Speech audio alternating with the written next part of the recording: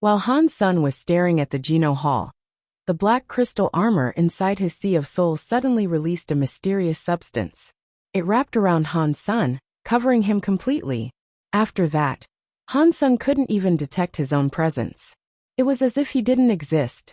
Han Sun quickly thought back to the time with Kong Fei.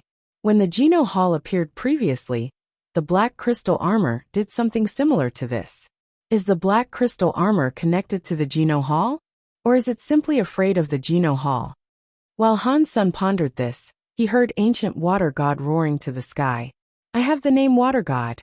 I am the Alfie of water. I am going to become the water god spirit, and no one can stop me. When ancient water god roared to the sky, the water that had been suppressed by the Geno Hall began flowing toward him again. It was like a bunch of stars amassing in ancient water god's body. As the additional water strengthened him, ancient water god's body grew powerful enough to tear the fabric of space into shreds. His enormous form rose, heading for the Geno Hall. Han Sun stared up blankly. Ancient water god's power must have been practically endless to have reached such a high level. His body was unimaginably large, and it drowned the nearby planets as it moved. Seawater was the only thing visible in any direction. Han Sun looked to the sky, and saw that even the sky had been overtaken by water. And yet somehow above that ocean, the mysterious Geno Hall was still visible. Ancient god is scary, Han Sun thought with trepidation. He had seen many deified elites since coming to the Geno universe, but this was the first time he had ever seen destructive power on such a massive scale. If ancient water god wanted to kill, he could destroy an entire system within the space of a second. No living creature could block that sort of power. Shios looked up with wide eyes and she said, Ancient gods are born deified, and their lifespan is 1 billion years. Few creatures can ever hope to rival the ancient god in this universe. Boom! A loud noise boomed above them, forming massive waves on the surface of the hovering water. Then a heavy rain was unleashed. A shockwave rolled out from the water, shaking the mountains as it brushed their peaks. Han Sun and Shios were blasted away by the scary shockwave that had been released. It was as if they were struggling against the rush of a tsunami, but their efforts were futile. They were tossed aside like ants. Pang! Han Sen's body hit a mountainside, and the peak collapsed. Blood trickled from Han Sen's mouth. He used all his power to repel the force, but he couldn't hold back the overwhelming shockwave. He couldn't even stand up straight. Boom! Another shockwave rolled across the sky, and lots of heavy rain followed in its wake. The rain slammed down like a tsunami, shoving Han Sun back even further. As the blows slammed into Han Sun and damaged his organs, they triggered the Kingis. Shining gold symbols appeared across Han Sen's flesh, making him far stronger. Han Sun regained his feet against the force pressing down on him. Shios hit the bottom of the sea, and was pressed into the mud with the dying ocean creatures. She was about to be buried inside a crevice that appeared in the bedrock. Han Sun frowned. He broke through the tsunami-like shockwave, and raced next to Shios to pull her out of the crevice and the sea. He grabbed Shios and looked up into the sky. The turmoil and heavy rain that followed obscured his vision, casting the entire planet into chaos. He couldn't see anything. Ancient water god was still roaring above him, and he heard the sounds of big waves hitting space. The impacts seemed strong enough to make the stars themselves rattle and shake. Countless mountains were crumbling under the onslaught. This level of power was far beyond what Han Sun could comprehend. With the protection of the Kingis, Han Sun barely managed to stay upright in the storm. He stood atop a big rock, looking up at the sky. He wanted to know what ancient water god was doing, but he couldn't see past the wall of rain. Shios was close to becoming a king, but she could only hide in the shelter provided by Han Sen's stalwart body. She held on to him tightly to avoid getting pulled into the bottom of the sea again. The whole universe appeared to be shaking under that tumultuous sea. Ancient water god's voice resounded throughout the universe with deafening volume. Han Sun couldn't see the actual battle, but he could hear an ancient water god's roar that the creature was fighting. It sounded like the ancient god was putting everything he had into the fight. Pang! Suddenly, Han Sun heard a strange sound, like a stone door grinding open. A light shone through the air. That light beamed through the water above, cutting clean through all of the chaos. Han Sun had been nearly blind earlier, but now he could clearly see through the storm. That light didn't seem to be at full strength, though. It was as if someone had pushed open a door to let the light of a flickering candlestick seep out. The Geno Hall's door has opened. The water kept smacking Han Sun in the face, but he was still able to see what was happening clearly. That light was coming from the Geno Hall's door, which had been pushed open a little. I am a god spirit and no one can stop me. Ancient water god kept roaring. His enormous body was trying to force its way into the gap of the Geno Hall's door. Did he succeed? With the purple-eye butterfly running in his right eye, Han Sun was staring at the Geno Hall's door. He didn't know exactly how someone became a god spirit, but judging from what ancient water god was doing, Han Sun could guess that the ancient god was making his way into the Geno Hall. Perhaps if he entered the hall, he would become a god spirit. 1,000 races had lanterns there, but they were just lanterns. Entering the Geno Hall as an individual was a different matter. Only a race's Geno lantern could reside in the hall. Now, ancient water god was trying to force his body into the Geno Hall. He wanted to go in, but it wasn't clear what would happen if he succeeded. The enormous body pressed against the door, waves continually slamming into its surface. The water was going to rush into the hall at any second. But suddenly, Han Sun saw a hand emerge from the gap of the ajar Geno Hall door. That hand was so beautiful. The moment the hand emerged from beyond that gap, it pressed against ancient water god's body and drove him back. Then the hand vanished behind the door again. The Geno Hall's door shut. The sea hung above them, perfectly still, and the storm stopped. The door was closed, and the light was gone. Han Sun was now unable to see the Geno Hall. All he could see was that blue sea that had taken over the sky. The next second, a red dye began to spread through the water. It opened like a flower. In moments, the water in the sky had become a sea of blood. With a boom, the bloody sea collapsed. A rain of blood poured down, covering everything in crimson. A creature that terrifying lives in the Geno Hall. Han Sun felt a chill prickle his skin. The hideously powerful ancient water god had been killed by little more than a slap. The black crystal armor's behavior worried Han Sun, but he tried not to let it show. The armor was probably connected to the creature inside the Geno Hall, he surmised. If the armor was discovered, Han Sun could not fathom the consequences he might have to endure. The ancient water god had been killed by a single blow. Han Sun would be annihilated by a small fraction of that force. He would probably be crushed into jelly. The ancient water god's blood rained down on everything around them. The blood rushed into the sea, giving the dying creatures another chance at life. The oceans filled in once more, albeit in a bloodier hue. Han Sun noticed the green growth as small plants spread across the nearby rocks, and he allowed the blood rain to fall on him. The rain soaked his clothes, and it felt like life force was falling directly onto his skin. He also detected traces of the ancient water god's presence. It was quite faint, however. Most of the creatures on that planet were primitive, with only a few xenogeneics among them. With the blood rain's nourishment, though, the ordinary creatures started to change. Their genes were upgraded, and they evolved into lower-class xenogeneics immediately.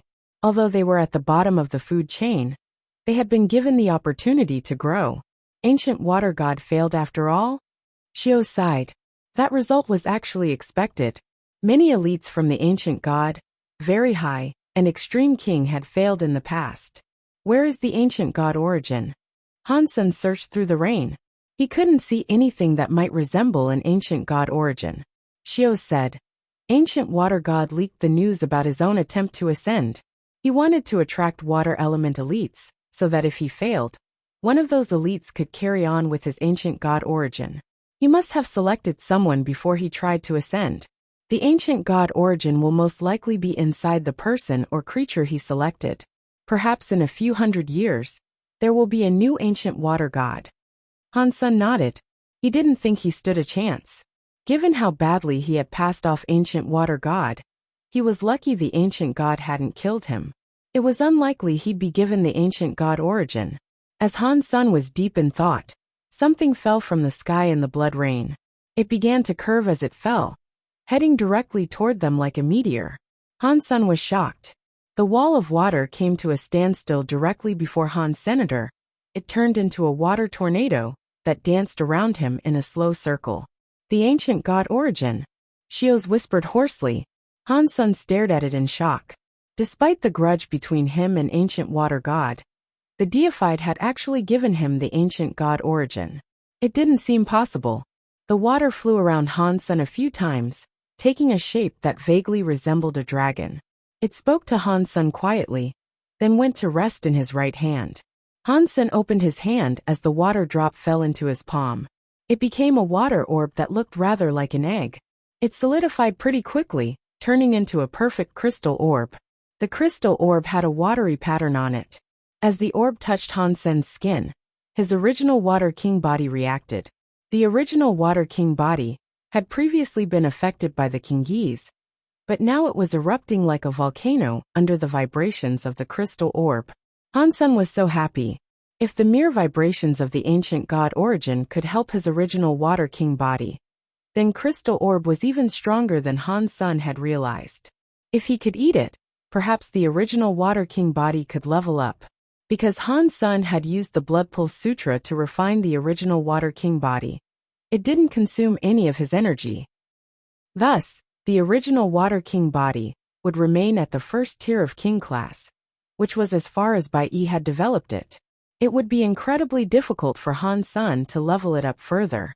But the crystal orb's power blended into the original Water King body, and under that power, the original Water King body had a bit of a breakthrough. Han's son didn't have time to explore all the potential uses of the water orb, for he soon saw a few shadows headed his way. They must have belonged to the people and creatures in the vicinity. They had seen the ancient god origin descend in that direction, so they had come looking for it.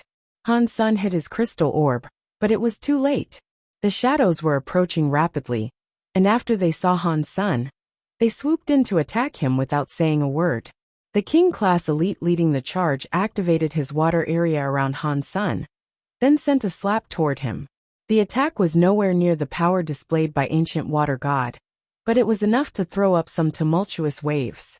The other attacking elites also possessed water powers. Elites who had affinities to other elements wouldn't benefit very much from the ancient god origin. Han's son coldly grunted. He activated his original Water King body, instantly releasing his own King area. He threw a punch towards the King class elite. The two King areas collided, and the attacker's third-tier area was suppressed by Han's son's first-tier area. The rival King area cracked immediately. Pang! Han's son broke the enemy's King area, then thrust his hand forward, driving it right through the enemy King's chest. They were both using water powers, but normal King class elites lacked the bodies of the extreme King. The other elites coming to attack Han's son stopped, shocked by his violent display of strength. They pulled back slightly, not daring to come any closer.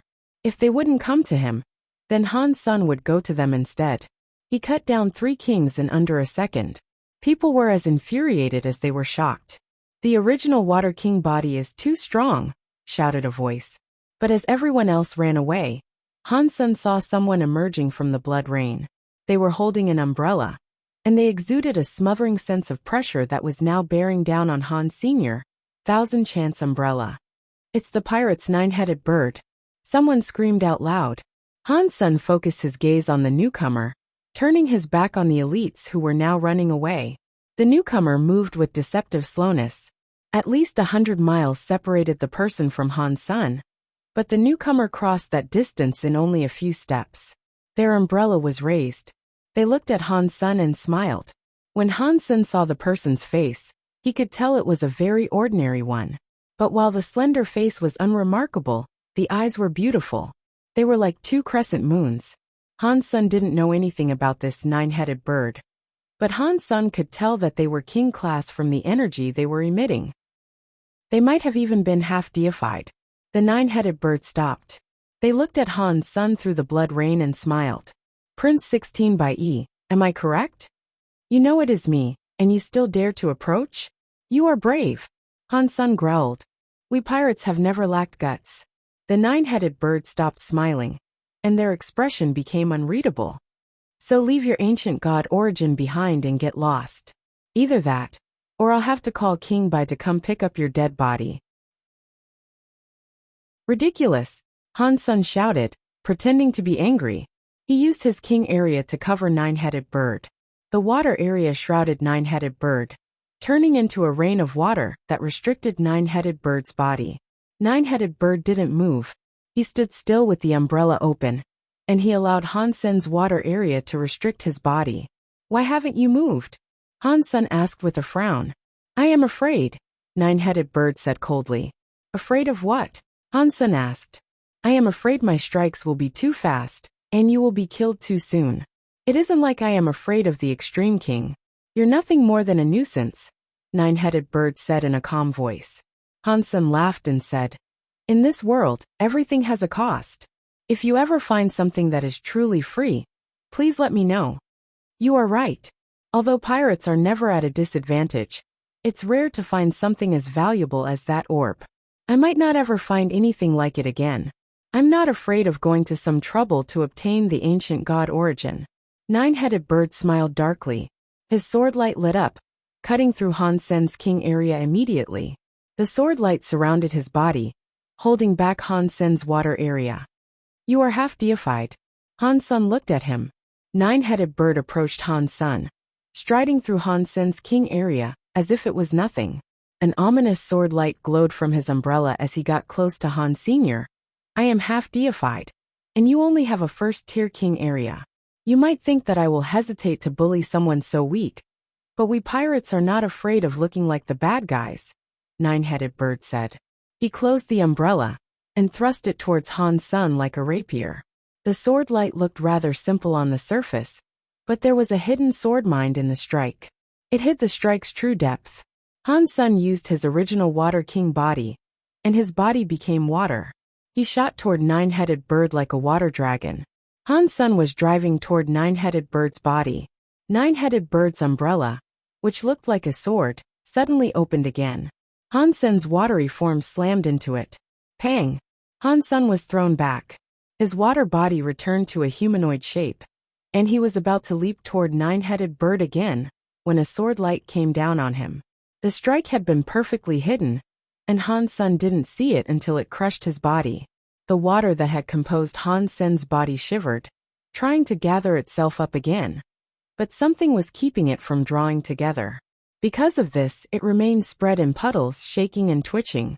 Nine-Headed Bird lifted his umbrella and smiled. "My split-day sword light can't destroy your original Water King body, but I can keep your body from drawing together again. It might not kill you, but it can seal you for 10,000 years. Prince 16, you should just give me the ancient god origin. That will save us both the trouble." As he finished his threat, Nine-Headed Bird suddenly frowned. Han Sen's water had begun shining gold. Every drop of water had a gold kingiz flickering inside it. Catcha! Countless water drops regathered, and the hidden sword light that had suppressed Han Sun was now crushed. The shape of a human reformed in front of Nine-Headed Bird. Nine-Headed Bird squinted at Han Sun in surprise. "Your body contains that much kingiz? How did you do that?" Han Sun didn't speak. The kingiz of his body were quivering. His bones were roaring and shaking. He punched towards Nine-Headed Bird. When he punched, although there was no power in the thrust, he had the support of the ground and the sky. Everything in that world was shaking under the weight of the kingiz. He got a quiet response. Nine-Headed Bird's face turned grim. He put away his umbrella and gathered up his sword mind. The sword was aimed at Han Sen's fist. He struck, but at first there was no sword light. Pang! As the two strikes collided, gold light and sword lights went everywhere. Countless sword lights fell like rain toward Han Sun, sometimes making it all the way to his skin before the kingiz would flicker and ping them away. The fist and the umbrella ground against each other. The powerful half-deified was sent flying away under the force of Han Sen's punch. His umbrella was bent backwards like a bowl. Incredible power surged through Han Sen's legs, and he chased after the arc of Nine-Headed Bird, still throwing punches as he went. Han Sen's attacks were like sea waves, getting heavier and heavier. The power of each punch was stronger than the last. When Han Sun had seen ancient water god's shocking water power, he had immediately realized that he could combine it with the Extreme King's shocking sky punch. Nine-headed bird's face changed. He kept trying to dodge away from the string of attacks. But no matter how unexpectedly he tried to move, the world answered to the beck and call of the king geese rattling inside Han Sen's body. Nine-headed bird couldn't escape now that Han Sen had locked onto him. Pang! Pang! Pang! The fist and the umbrella kept coming against each other in the sky. In just a few punches, the king-class item was broken under Han Sen's fist. Shit! Shouldn't you have called that the battle god king body? This is so fucking ridiculous. Nine-headed bird kept shouting as he fought. He was a half-deified being, but he was using every ounce of his power to hold off Han Senator, and still, Han Sen had him at a severe disadvantage. His bones were cracking, and it sounded like they were going to snap. Xios and the others were watching the two fight in the sky. As she watched the gold shadow slowly beating the shit out of Nine-headed bird, she was very surprised. No wonder the Extreme King are one of the top 3 races. Nine-headed bird of the pirate is very strong, but he still cannot go against someone with the blood of the Extreme King. That king area, at its first tier, is suppressing the half-deified Nine-headed bird. The Extreme King are scary. Nine-headed bird, upon hearing these comments, became furious. He knew that Han Sen was much weaker than him, but the king geese powering Han Sen's body were simply too powerful. The whole universe and all its creatures were answering to Han Senator. His every punch was combined with the power of the sky and the ground. It was enough to surpass Nine-headed bird's own power. Nine-headed bird was punched in the face. He was sent flying away again, sputtering in anger. Fuck you. If I don't attack with everything I have, you'll think I'm nothing more than a house cat. Time to show you that I'm a tiger. He shook his arms, and a black light glowed out of his body. His arms became black wings as his body began to swell. He became a disturbing black bird. The weird bird looked like a dark cloud with 9 heads. The eyes had gold lights within them, and its claws carried clouds. When the bird flapped his wings, wind and fire were summoned. It rose overhead like some demon of the apocalypse. As Han Sen's punches rolled across the sky like waves, the Nine-headed bird released a strange, vibrating scream. That sound could break stone, and the sky seemed to tear under the weight of the voice. The bird's talons fell to intercept Han Sen's fist. Pang! The fist and the talons collided with each other, but this time, it was Han Sen who was blown backward. The Nine-headed bird flapped its wings and dove after him. The bird kept screeching weirdly, its eyes like thunder. Han Sen prepared to move forward and attack again, but the Nine-headed bird just hovered in the air. All 9 of its heads were making strange sounds, like a demon mumbling. As the mumbled chant continued, a weird black area covered the region. Han Sen walked toward the Nine-headed bird. Darkness flowed from the creature, consuming all that could be seen in every direction. Han Sen knew that the darkness was coming for him, that it would trap his body in less than a second. Pang! Han Sen hit the darkness, but it was like he was striking a plate of steel. The impact made his hand go numb, and the wall of black around him remained unmoved. The darkness seemed to solidify into walls of flat stone. It enveloped the entire area around Han Sen, trapping him inside a small box. Han Sen kept punching the black stone around him, his king geese continuing to shine. But even so, the black stone didn't break. Dark demonic symbols began to appear across the surface of the stone. The sky above has a bird of 9 heads, and hell below holds the suppressing demon coffin. No matter how strong your king geese body is, you cannot escape the binding area of my demon coffin. Nine-headed bird's voice sounded in Han Sen's ear. Han Sen examined the demonic symbols across the stone. One of them looked rather like a bird's head, and it turned and squawked at him. Xios and the other observers saw the black coffin close around Han Senator. The pitch-black coffin was disturbing to look at, and a 9-headed bird stood on its lid. Each of the bird's 9 heads looked off in a different direction, and it kept the coffin suppressed. A demonic air swirled around the coffin, and no matter how Han Sen tried to attack, the demon coffin would not budge. Han Sen's fists kept striking, but he couldn't break through the suppressing field of the demon coffin. The demonic symbols flashed across the coffin's interior, and a bird head appeared again. The weird bird eyes stared at Han Sen, and the creature chuckled. Don't waste your breath. My suppressed demon coffin can bind both gods and demons. Even if a deified was in your place, they wouldn't be able to break out of this coffin. You can hand over the ancient god origin now. If you don't, and the suppressed demon coffin falls into the demonic abyss, even I won't be able to help you out. Han Sen ignored the bird. He kept punching against the suppressed demon coffin, but it was proving to be futile. Han Sen's power slammed uselessly into the demon coffin's walls. There was a power like an abyssal one, absorbing his strikes. He was unable to hurt the demon coffin. Han Sen summoned his purple-eye butterfly. He had a look at the demon coffin, and he learned that the demon coffin wasn't a solid item. Instead, it was being continually formed and fueled by power, coming from the demonic abyss. It was connected to that abyssal and demonic world. Furthermore, the coffin was now slowly falling into that place of darkness. The suppressed demon coffin's demonic air had grown strong, continually replenished by the streams of darkness coming from the bird's 9 heads. The eyes of the fiend were unleashing a demon light, which seemed to be making a path for the demon coffin. The demon coffin was slowly descending into the dark, as tentacles made from a dark substance pulled it down. Just as 9-headed bird had said, not even a deified would be able to escape once they fell into that dark abyss.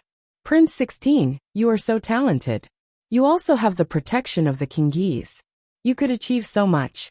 Why throw away your life for the ancient god origin? You will live a long and good life, surrounded by many beautiful women. You will reign over all of the extreme king. Dying is not worth it, said the bird's head in a tempting tone. It had emerged from the coffin walls again. Han Sen found it annoying, so he punched it. The bird's head vanished back into the coffin, and Han Sen's power was absorbed by the stone walls. Han Sen's head spun with thoughts. This demon coffin area is so weird. I'm afraid ordinary power cannot break it. The Kingese are strong, but they are still combined with my flesh, which means I cannot control them. I cannot cast the Kingese beyond my skin. Relying on the power of the Kingese to break the demon coffin's area will be pointless. 9-headed bird. If I go into the demonic abyss, this item will be useless for you too. You will lose the ancient god origin, and you will also become an enemy of the extreme king. Do you want to be killed? Han Sen said. Others might be afraid of you and the extreme king, but we pirates are not. You should just hand me the ancient god origin while you're ahead. Otherwise, you're going to be buried in the demonic abyss. Extreme king or not, it does not matter to me. 9-headed bird laughed sinisterly. Han Sen didn't move, and he said, unless the very high were supporting you, the pirates wouldn't dare to go against the extreme king by themselves. You need to think about this. I'm carrying thousands of Kingese. I'm a genius unlike any the extreme king have ever had. Father really loves me. If you bury me in the demonic abyss, what do you think my father will do? Do you think the very high will fight the whole of the extreme king on your behalf? 9-headed bird went quiet, then hissed. Do not talk crap. Give me your ancient god origin if you want to live. Otherwise, even if king by himself came here, you would still die in the demonic abyss. I'm very bad-tempered. I only respond to the nice cop. Trying to intimidate me like this will never make me hand over the ancient god origin, no matter how dire my circumstances might be. Han Sen paused, and then said, but if you want to make a wager with me, and I lose, I will give you the ancient god origin. 9-headed bird frowned and asked, what are you proposing? You have used the suppressed demon coffin to trap me. This is nothing. You and I stand here without dodging. You punch me and I punch you. Whoever moves first loses. That will test the real mettle of a man. If I lose, I will give you the ancient god origin, Han Sen said. 9-headed bird's eyes flashed. He gave Han Sen a look of scorn and said, you have the Kingese body, which makes you stronger than my half-deified body. Why would I agree to this wager? I won't use the power of the Kingese. If I use the Kingese power, I also lose, Han Sen said. Are you serious? 9-headed bird's eyes flashed. He was staring at Han Sen as he spoke. I promise in King Bai's good name. If I break my promise, then King Bai will die, Han Sen said. When 9-headed bird heard Han Sen use King Bai's name to make the promise, he believed him. He still harbored some suspicion though. I'm willing to make this gamble. But I will have to hit you first. If you move or use your kingees, then you lose. Sure, Han Sun answered quickly. Nine-headed bird, hearing Han Sun answer him so quickly, grew even more suspicious. After a moment of thought, he said, "We can only use our own power to fight. We cannot make use of xenogenic treasures." Han Sun's face paled slightly. He cocked an eyebrow and said, "Isn't it normal to make use of xenogenic treasures?" Nine-headed bird grinned widely. "Using xenogenic treasures is worse than using king areas. You don't like my suppressed demon coffin area, yet you insist on xenogenic treasures? About that?" Han Sen's face still looked worried. "Hurry up and make your decision. The suppressed demon coffin is on the verge of falling into the demonic abyss. If you do not decide now, then you won't be able to turn back." Nine-headed bird laughed again. "Sure, I agree, but I will have to take the first swing." Han Sun could see that the suppressed demon coffin was teetering on the edge of the demonic abyss, and it made him grit his teeth. "No, I will hit first," Nine-headed bird replied instantly. Han Sun's face kept changing, and he didn't speak. A scary demonic air had made its way inside the suppressed demon coffin. The coffin warped, and the tentacle-like strand of demonic power was feeling its way forward, coming for Han Senior. "Fine. We agree then." Han Sun screamed when he saw the dark, demonic tentacle reaching out lecherously to touch him. "Hee, that is it then." Nine-headed bird snickered. The suppressed demon coffin then opened and Han Sun emerged. Suppressed demon coffin was consumed by darkness as the black tentacles surged up around it and pulled it down into the black. Han Sun floated down until his feet rested on the surface of the water. He had no plans to escape. He looked at Nine-headed bird and said, "I will remain standing here. You can use whatever sort of power you wish, and if my feet cause any ripples in the water, then I forfeit and lose." When Nine-headed bird heard Han Sen's declaration, he drifted down to the sea's surface as well. His bird with 9 heads appearance returned to something human-like again. He smiled and said, "As I should have expected from a prince of the Extreme King. You are true to your word. I don't know if you pirates are trustworthy, but the Extreme King are," Han Sun coldly said. Nine-headed bird smiled and said, "There is no need to try to provoke me. If you keep your end of the bargain, I will not break the rules." "Good. You strike first." Han Sun stood atop the sea unmoving. "Sure, I'll strike first," Nine-headed bird said. But he continued looking at Han Sun without attacking. Nine-headed bird was certain that he could defeat Han Sun, as long as the kingees were not a factor. Making Han Sun move would be easy. But Han Sun was a prince of the Extreme King, so Nine-headed bird knew better than to attack carelessly. He considered the best way to move Han Sun from his spot. "What? You still haven't attacked? Is a half-deified being terrified of me?" Han Sun laughed. Nine-headed bird lifted his lips in a sneer. "Didn't I tell you? Trying to provoke me won't work." After that, Nine-headed bird looked at Han Sun and thought to himself, his original Water King body cannot be destroyed. Even if I completely wreck his upper body, his legs might remain untouched. No matter how powerful my hit is, it's not guaranteed that I can move his feet. Thinking of that, Nine-headed bird had an idea. He prepared to strike. "Hang on." Han Sun suddenly raised his hand to stop the man. "What? Are you regretting our agreement?" Nine-headed bird stared at Senator Han Sun laughed. "I have nothing to regret. But before you strike, we should discuss our deal. What game are you trying to play now? We already established the terms of our bargain. You give me the ancient god origin if you lose. It's that simple." Nine-headed bird frowned. "I will relinquish the ancient god origin if I lose. But what if you lose? If we don't sort out that aspect of the bargain, you might keep trying to take my ancient god origin after you lose. I have no protection here," Han Sun said. "If I lose, I won't try to take the ancient god origin again. Even if you threw it on the ground before me, I wouldn't dare to pick it up," Nine-headed bird said. "Awesome. Come on then." Han Sun activated his original Water King body, and his entire body became translucent. He stood atop the sea as if he was connected to it. "So you were planning to use the original Water King body to win? That was a poor choice." Nine-headed bird coldly hummed. He raised his hand, and a black demonic air gathered in front of his fist. It formed a ceaselessly swirling black hole. BZD. Nine-headed bird punched toward Han Sun, and space itself trembled around his fist. The black hole moved directly toward Han Sun, and its frightening power tugged on everything around it. Han Sun was still some distance from the black hole, but it was already pulling at him. His water body shook, as if the water of his form could break away and be sucked into the black hole at any time. Nine-headed bird's attack didn't strike Han Sun's body directly. Rather than being intended as a destructive attack, it was meant to affect Han Sun's balance. Its magnetic force would keep pulling until Han Sun's body was sucked inside. Because nine-headed bird had greater power, Han Sun's body would be drawn in by the black hole. There was no way he could lose. Han Sun barely seemed to notice the black hole though. He remained motionless atop the water. He was not moving into the black hole. Nine-headed bird frowned. His attack was better than any Han Sun could unleash without using his Kingi's power. He should have been falling into the black hole. But Han Sun wasn't moving. He wasn't using the Kingi's or some sort of xenogenic treasure either. Nine-headed bird stared at Han Sun in confusion.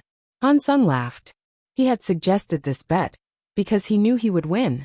He wouldn't take this risk on a whim. Nine-headed bird couldn't see anything strange about Han Sun's stance, but Han Sun still could have used some sort of trick without his knowledge. Han Sun had suggested this bet because he had the silver-winged dragon beast soul.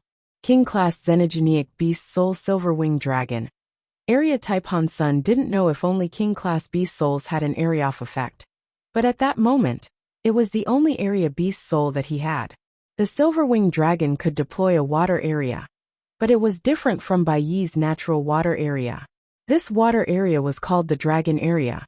The sea dragon had the soul of the sea, so if Han Sun used the dragon area in the water, he could become a part of the sea. His body melded with the sea itself. Han Sun stood atop the sea, using the power of the sea to keep him erect.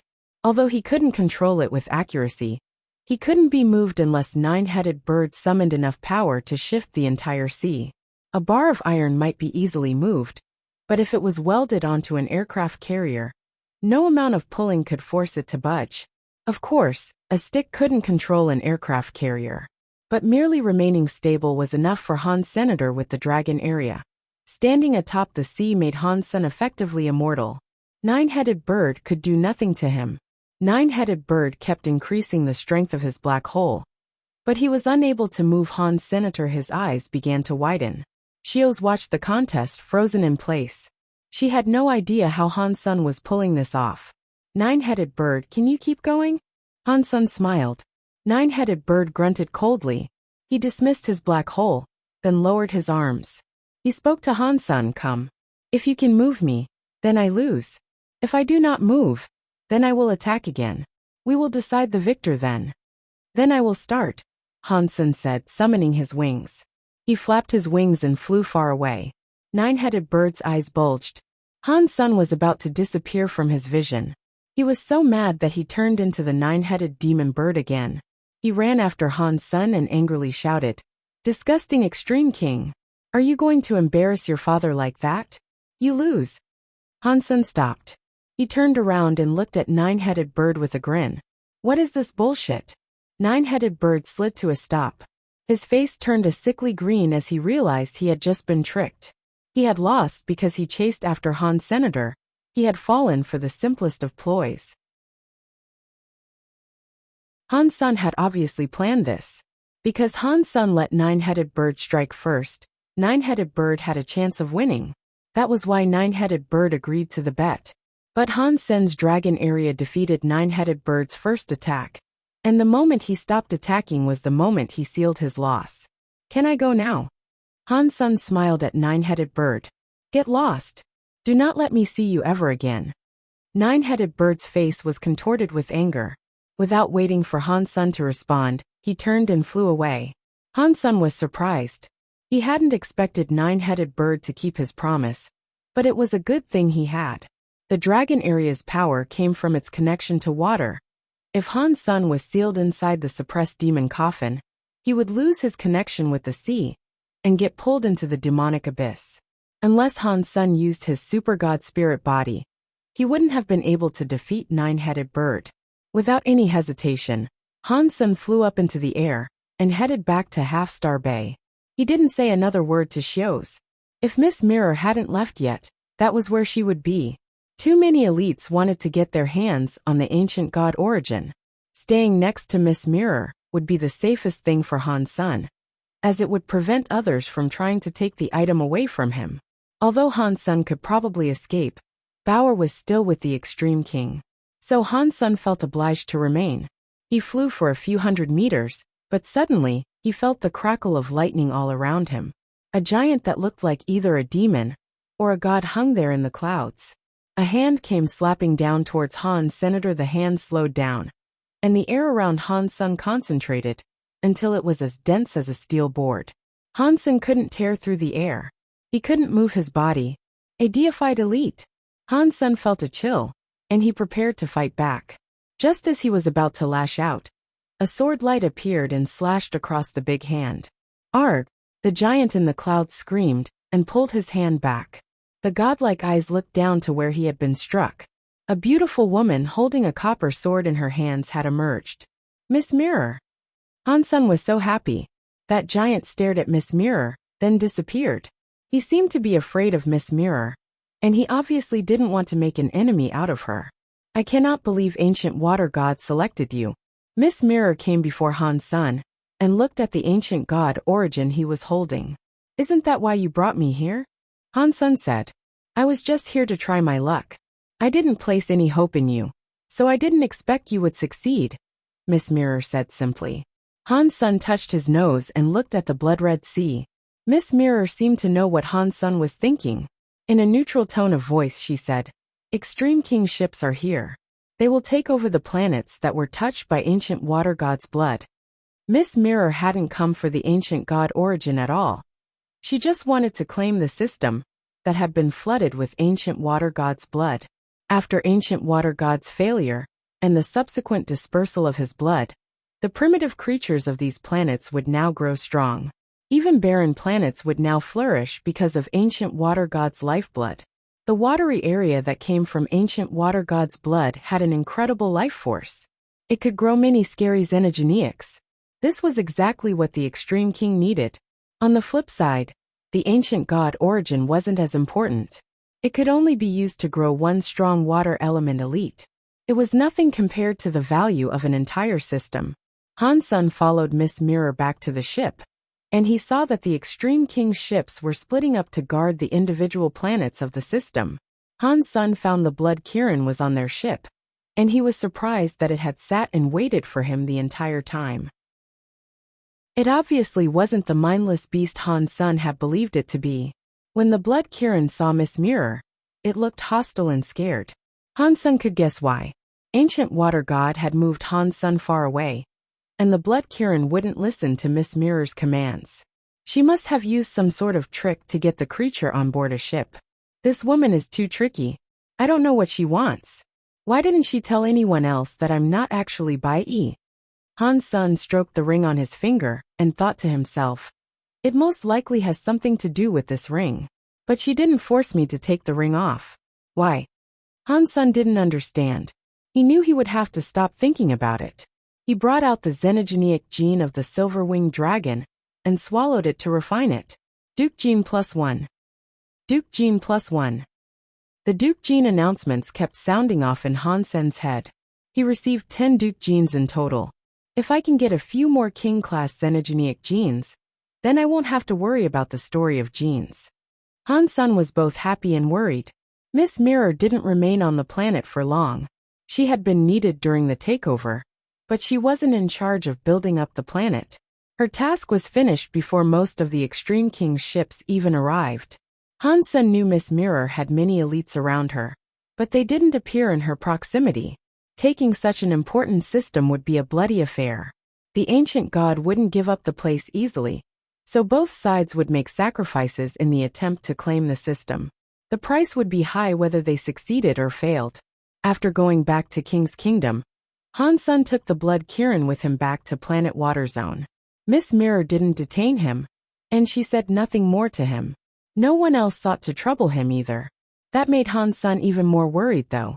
He didn't know what was going through Miss Mirror's head, and he had no idea what her ultimate goal was. I can just put Bauer back in the sanctuaries. That will be safer for both of us, Han's son thought in irritation. He would need to take Bauer back from Lan Haixin. Before Han's son could find Lan Haixin, though, she came looking for him. She looked fairly moody too. Bai Yi, did you forget something? Lan Haixin found Han's son in the garden and looked at him with a raised eyebrow. She didn't say what she wanted explicitly, because she was still suspicious about Han's son's identity. Last month on the 9th. I remember. But Miss Mirror took me somewhere to do something. I had no choice, Han's son said with a shrug. He then thought to himself, it is fortunate I have Bauer as a spy. It is good that you remember. But since we missed it, we must now wait another 2 months. You better behave over the course of the next 2 months, and stop giving me trouble. After Lan Haixin spoke, she left. She didn't even spare him a second glance. Because Han's son was uncertain of Miss Mirror's ultimate goal, he didn't dare take any obvious risks.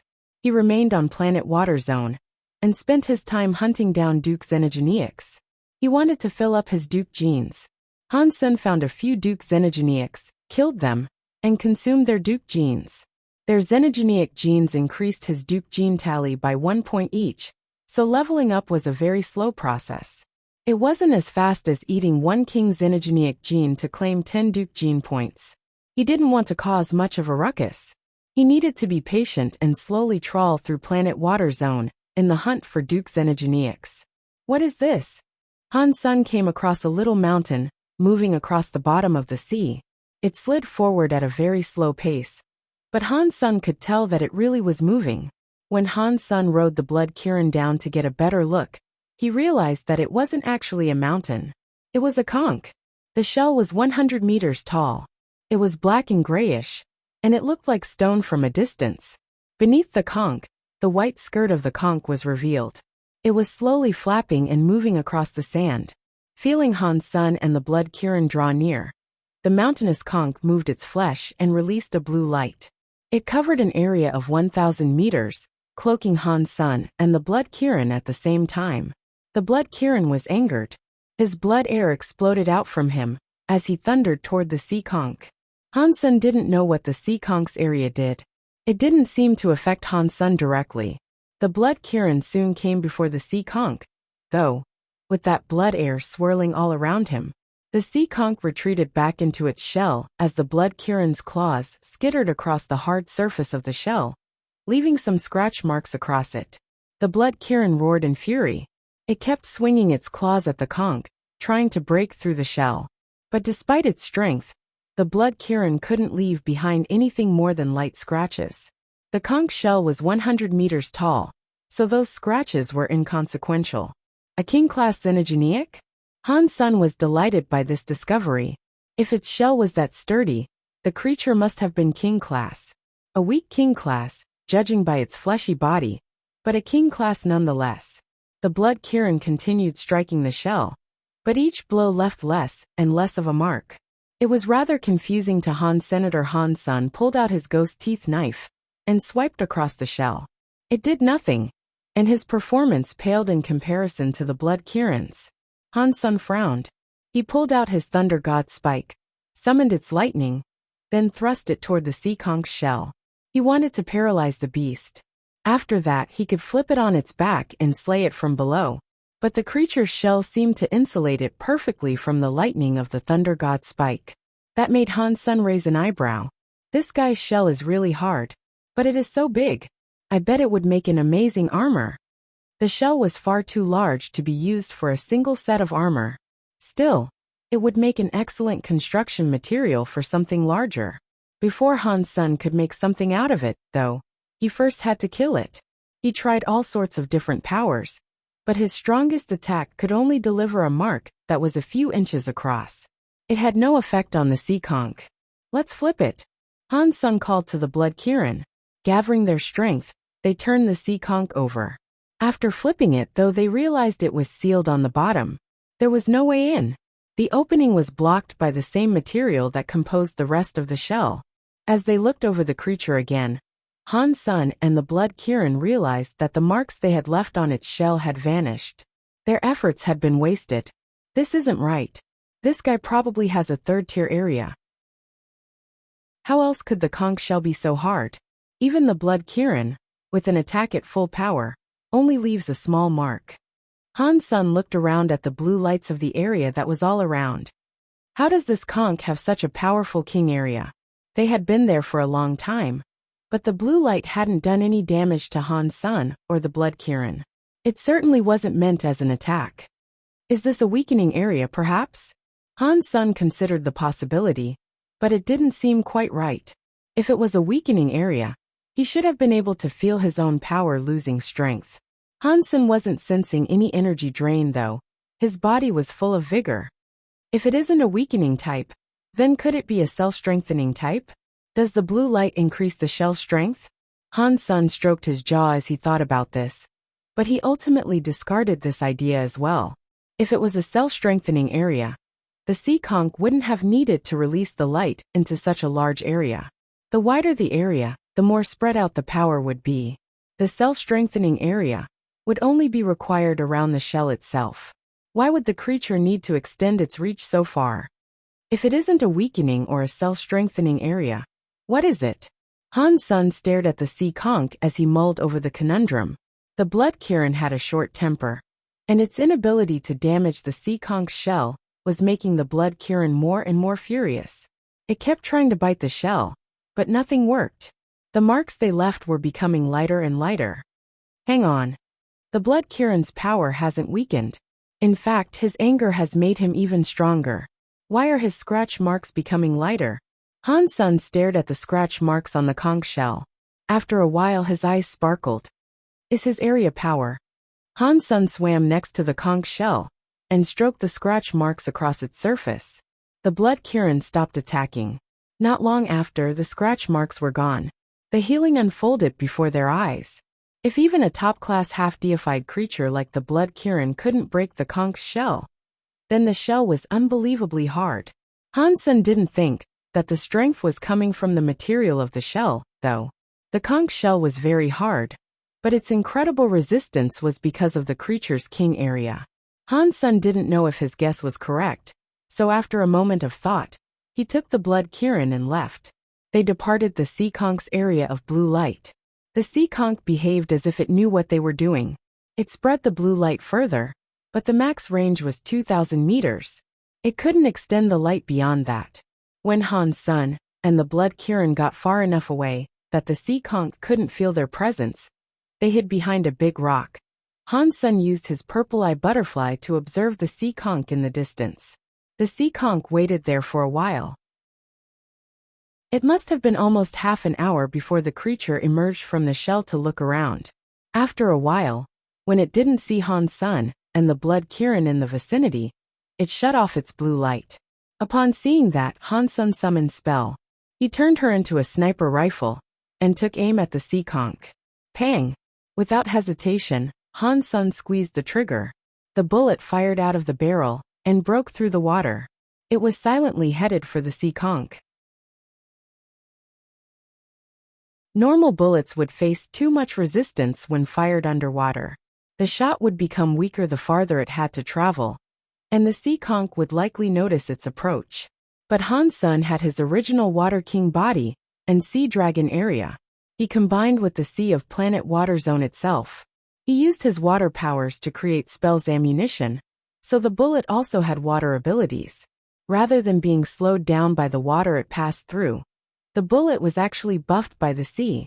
It flew toward the sea conch silently like a phantom. But Han Sun wasn't firing at the exposed flesh of the creature. He was firing at the conch's shell. Pang! The bullet hit the sea conch's shell, punching a small hole straight through. The sea conch shook and immediately activated its blue light. The light quickly covered the sea conch's shell, protecting the small hole. So that's how it works. Han Sun was happier. He looked at the bullet hole and noticed that some white juice was flowing out of it. Although the wound was very small, it proved that his bullets could pierce through the shell and damage the creature's body. Now Han Sun knew for certain that the light made the conch's shell so hard, not the material of the conch shell itself. Han Sen's shot was far weaker than the Blood Kirin's attacks too. But still, his bullets were able to penetrate the conch's shell. The Blood Kirin's claws were only able to leave light scratch marks upon it. It was obvious by now that the difference was because of the blue light area. Han Sen stayed where he was and lifted his sniper rifle to aim at the sea conch again. He fired a few times, all of his bullets flying true and striking the shell. None of those bullets were able to break the conch's shell though. Under the glow of the blue light, they left small marks on the surface of the shell. When the bullets go through the blue area, they don't lose speed or power. But when they strike the conch's shell, they don't have the impact that they should. Han Sen looked at the sea conch with interest. After a while, the bullet hole Han Sen had made filled in and disappeared completely. The conch's recovery power was very strong. No wonder Bai left behind a King Xenogeniac. He probably couldn't figure out how to kill it. He didn't leave it alive because he wanted to. Han Sen laughed. Since Bai had been unable to kill it, this was a good opportunity for Han Senator. He and the Blood Kirin remained in hiding, and he was determined to kill the King-class Xenogeniac. He only had guesses about how to bring the creature down though. He didn't have a surefire way of breaking the blue light area, so he planned to wait there until the sea conch relaxed. The sea conch had learned from Han Sen's previous attack, and it didn't reveal itself so quickly this time. It took a few hours before the sea conch was willing to reveal its flesh once more. This time, however, it didn't deactivate its blue light. It continued using the blue area as it traveled into the deeper recesses of the sea. Han Sen thought the thing would be heavy and slow, but it ran away like a rabbit. Han Sen watched the small mountain flee into the deep sea, creating eddies and vortexes as it went. Han Sen used his purple eye butterfly to keep an eye on the thing as he pursued it, waiting for the moment the creature decided to relax. Now that the sea conch had been damaged, it was being careful. It was moving fast, and it carefully maintained its king area the entire time. Han Sen wasn't in a rush though. He just continued to follow it. The creature was too big to hide from him easily. Plus, Han Sen had 2 water areas. Escaping from him in the water would be practically impossible. Han Sen was very confident in his water-aligned powers. But Han Sen noticed that his current confidence had come a little too soon. When the sea conch passed by another underwater mountain, it disappeared. After it climbed behind the mountain, it didn't re-emerge. Han Sen thought it might have come back to its home, but when he looked around the mountain, he couldn't find the sea conch anywhere. Weird. Where did it go? Han Sen looked around, but he saw no sign of the creature. The gap between the mountains was small, so there was nowhere else for it to go. The sea conch was too big for Han Sen to have missed it if it came out. That was why Han Sen waited near the mountain. But there was nothing to see. The sea conch had truly vanished. You think you can escape my sight that simply?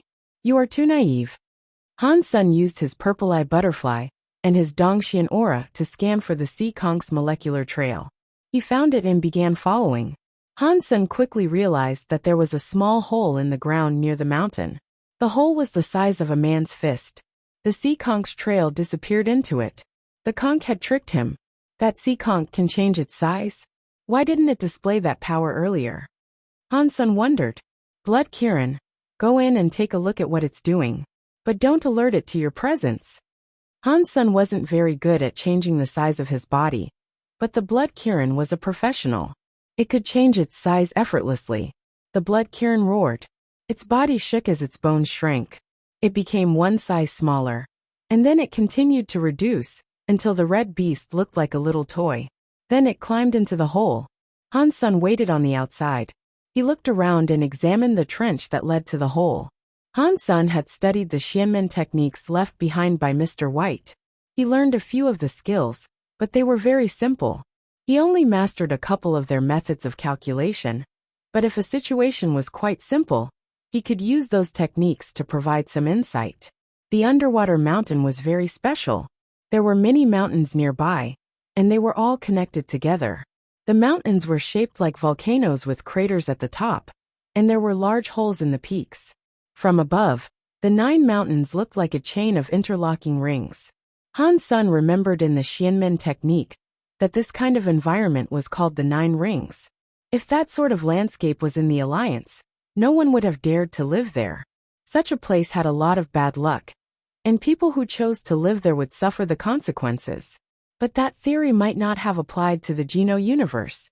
Mr. White said the Xianmen techniques required many improvements for the Geno universe. Techniques and powers were different in the Sanctuary and the Geno universe, and he was interested in researching those differences. Han Sun was checking out the mountain when a white shadow suddenly appeared from the peaks. It was a big electric eel that was 12 meters long. As it swam, its white scales sparked with electricity. It looked weirdly pretty. Another king-class Xenogeneic. Han Sun frowned. This was unexpected. As far as Han Sun knew, Bai cleared planet water zone a long time ago. Even Lan Haixin hadn't bothered sending out hunting parties. But now Han Sun had met 2 king-class Xenogeneics in a row. Both were in the same vicinity too. This posed a big problem. Pulling out his Thunder God spike, Han Sun went towards the king-class electric eel. Han Sun didn't really care what change planet water zone was experiencing right now. He was just going to kill any king-class creatures he found. Getting king-class genes was good for him. He used his original Water King body, then unleashed his dragon area as well. Han Sun moved like a water dragon as he rushed toward the big electric eel. The Thunder God spike flickered with scary silver lightning, and the sound of thunder rumbled along its path. Han Sun's king areas entangled the giant electric eel. The water restricted the eel's body, and the creature swam extremely slowly, as if it was moving through mud. While Han Sun rejoiced at the success of his attack, the electric eel suddenly loosed a crackling discharge of lightning. The lightning created a scary thunder area and merged with Han Sun's own area. The electricity shot through the water and into Han Senator. His hair instantly poofed straight out and began vibrating with the force of the current. Pang! Han Sen's electrified body bounced away. He came to a stop after arcing through the water for a long time. His tongue felt numb. A king area focused purely on attack is too scary, and that electricity has a strong paralytic effect. This is at least a 6th tier area. This electric eel will be hard to deal with. Han Sun held still in an attempt to hide himself, but the electric eel was already rushing toward him. Its thunder area came with it, and streams of electric chains shot out of its mouth. Han Sun used his water skills to dodge the thunder area and the lightning chains. Fortunately, he still had the benefits of his water areas. He moved much faster in the water than the electric eel did. If not for his speed advantage, he would have already taken more hits. That would have been extremely painful, even if his body could withstand it. After dodging out of the eel's immediate attack range, Han Sun summoned spells dual pistols and started firing. It wasn't the sea conch, so Han Sun didn't have to worry too much about its blocking abilities. When the bullets entered the thunder area, the eel reacted immediately. It spewed more of that lightning to destroy the incoming bullets. But 1 or 2 of the bullets still managed to strike the eel's scales. Familiar symbols began to shine across the impacted scales, showing the results of Han Sun's turtle skill. The turtle skill took effect, and after a few more shots landed, the electric eel was much slower. However, the lightning on its body was still incredibly strong, and the creature's thunder area covered the surrounding region, so Han Sun couldn't get close to the creature. Pang! Spell became a sniper rifle, and Han Sun fired a bullet toward the electric eel. The bullet shattered the eel's scales and tore into its side. Purple teeth power spread across the wound. Han Sun's techniques weren't king class yet, and his original Water King body only had a 1st tier area. Taking down a king class Xenogeneic with a 6th tier area would be incredibly difficult. Luckily, the turtle skill worked well against the eel. Because of that, the foe was unable to catch up to Han Senator. He led it to the seabed, firing continually at the creature. Teeth power continued to shred its wounds. As it lost more and more blood, the electric eel's area grew weaker. Xenogeneic King hunted electric dragon. Xenogeneic gene found.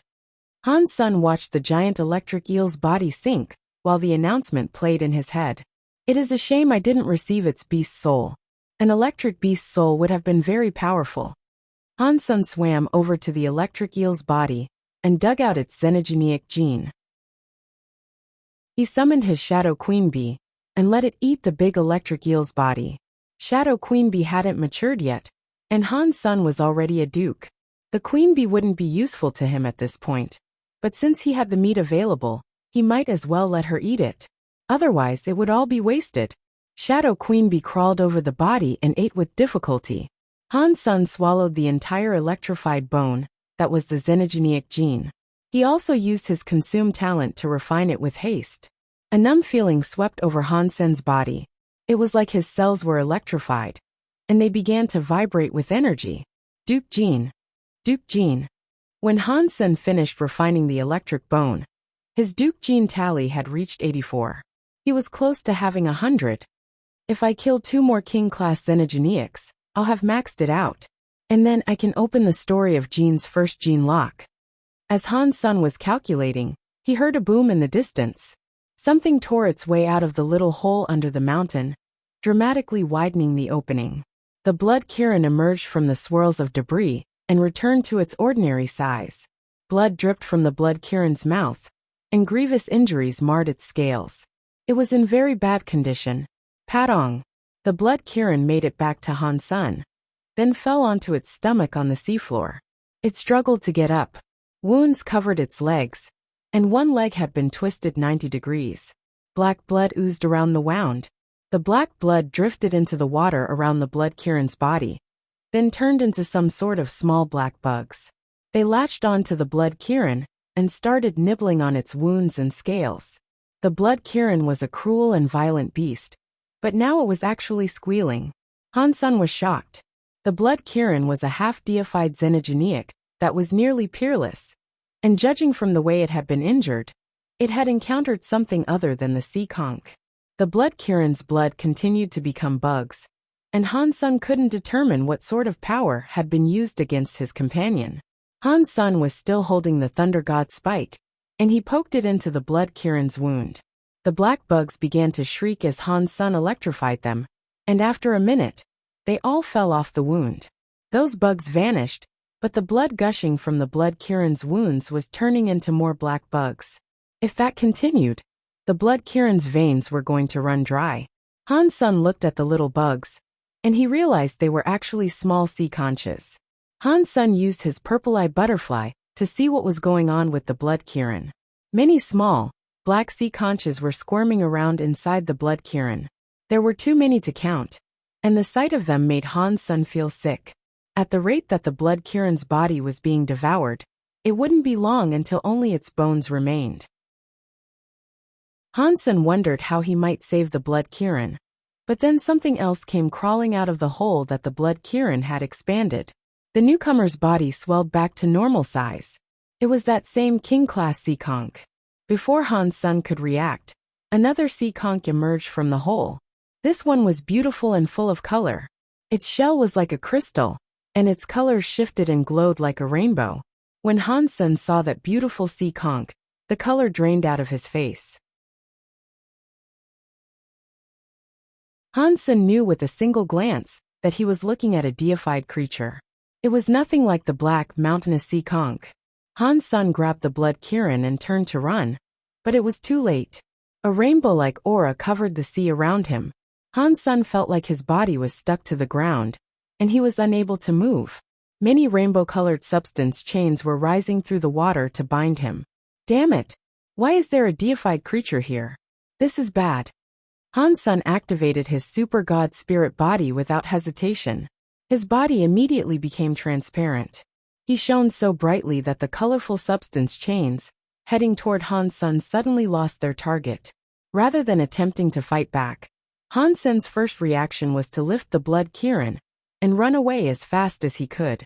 Even the weakest deified would be more than a match for Han Senator. The rainbow crystal sea conch wasn't as powerful as ancient water god, but it still wasn't something Han Sun could fight against. If Han Sun became king class, perhaps there was a chance he could fight off a deified. But right now, Han Sun was just a duke. He needed some outside help just to fight a half-deified being. Fighting a deified would be suicide. A half-deified was like an incredibly powerful king, but deifieds were on a different level entirely. The rainbow crystal sea conch saw Han Sen traveling freely through its substance chains, and it rocked back in apparent shock. Its crystal body flashed, and the substance chains turned into rainbow-colored glass. The glass surged up around Han. Senator Han Sen poured all of his power into his super god spirit body, running his technique as hard as he could. The weird power was injected into the blood Kirin, and the blood Kirin's body became similarly transparent. Under the force of Han Sen's will, the blood Kirin's body also adopted the qualities of super god spirit mode. Han Sen lifted the blood Kirin higher and hit the rainbow glass. They shot through it like ghosts, the glass wisping around them as if it wasn't even there. The rainbow glass was unable to stop Han Sen and his super god spirit body. But the super god spirit body had a time limit. Han Sen was carrying the blood Kirin as he fled, and that cost him even more energy. After they escaped the rainbow glass, Han Sen ran back in the direction he had come. The rainbow crystal sea conch managed to catch up. Countless substance chains rose from the ground and continued their attempts to capture Han Senator. He brushed right through them at first, but after a while, he was unable to sustain the power requirements of the super god spirit body. Every time he passed through the rainbow glass, it cost him a lot of energy. When Han Sen hit the next pane of rainbow glass, he felt as if he had thrust himself into sticky liquid. It was difficult to wiggle his way through. Han Sen knew that this was the sign that he was losing his super god spirit body. If this continued, his super god spirit body would entirely fail. He would be unable to break the substance chain glass with his power. What do I do? Do I have to jump into the sanctuary? If I go back to the sanctuary, the blood Kirin will die. Han Sen thought rapidly, but he couldn't come up with a solution to his predicament. The deified xenogeneic speed would make escape virtually impossible. Han Sen used all of his strength, but it was useless before that absolute power and speed. Super God Spirit Body's ability to make him invincible was the sole reason he hadn't been trapped. Han Sen's heart was burning. He knew he could escape to the sanctuaries, but his greatest worry lay in the blood Kirin. Han Sen carried the blood Kirin's bleeding body, and luckily, his super god spirit mode had lent some of its strength to the blood Kirin.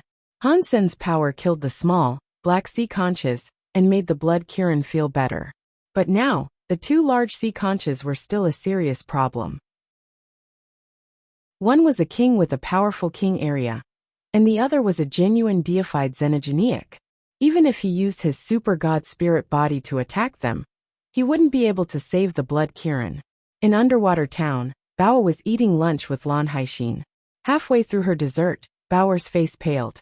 She suddenly leaped off her chair. Bao, what is it? Lan Haixin looked at Bao with confusion. Stomachache. I have to go to the bathroom, Bao said, then left the room with the little red bird in tow. This kid. Lan Haixin shook her head and smiled. She looked so happy. She had really come to love Bao. And she even kept Bao in her room with her at night. They were like real sisters. Bao ran to the garden and bit her finger.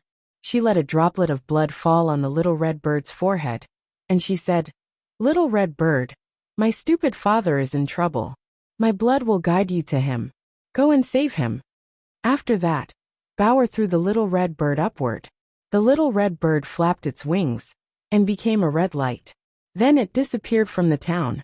Han Sen was still holding on, but his super god spirit body was flickering.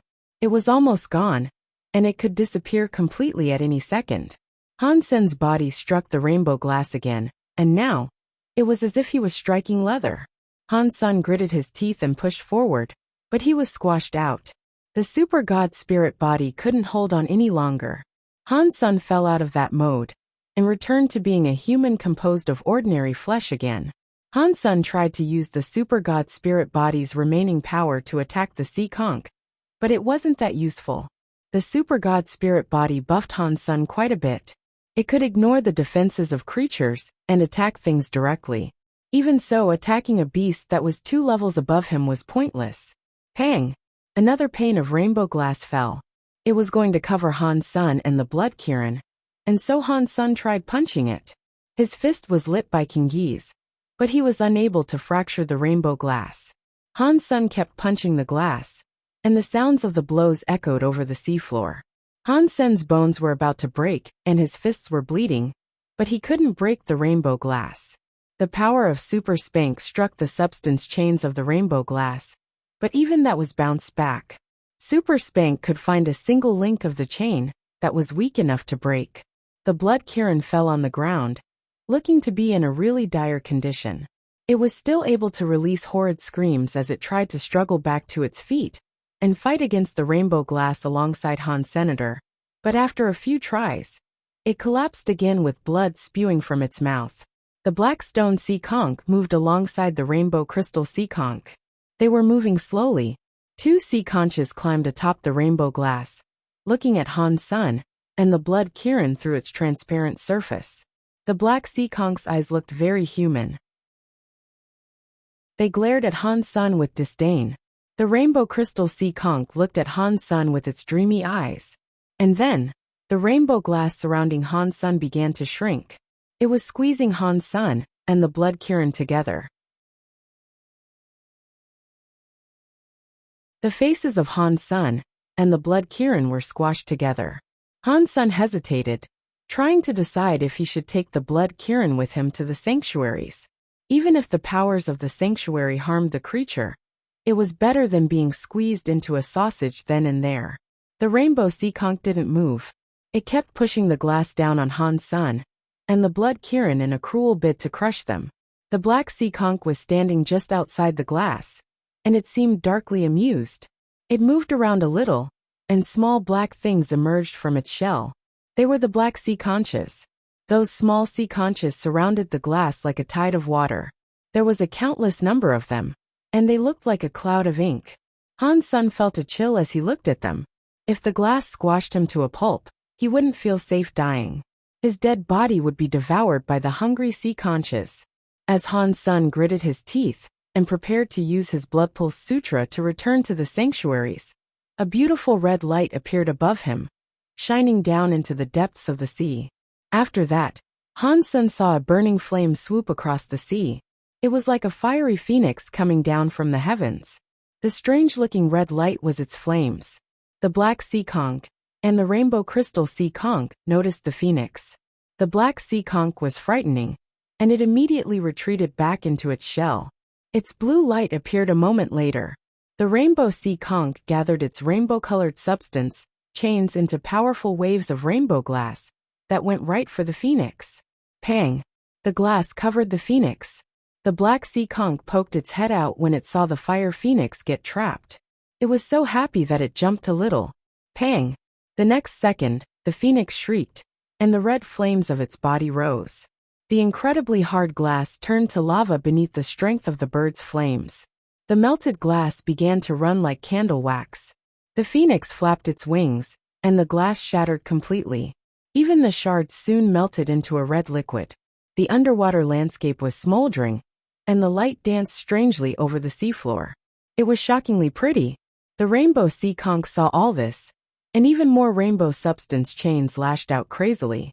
They became another weird shape of glass that headed for the phoenix. The phoenix flapped its wings and spat out some gold fire. The fire pierced through the rainbow sea conch's glass and kept on going towards the beast. The rainbow sea conch's eyes opened wide. It gathered up power upon its shell, and then its body retreated inside.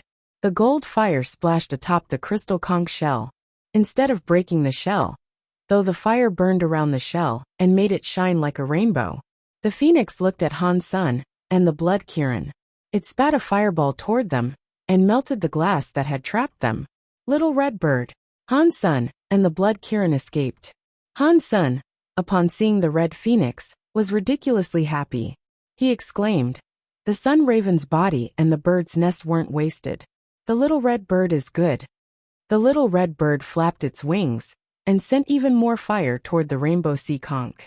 The scary gold fire wrapped around the sea conch like an embrace of flames. When the fire rose, the rainbow shell became a golden color. The shine dimmed.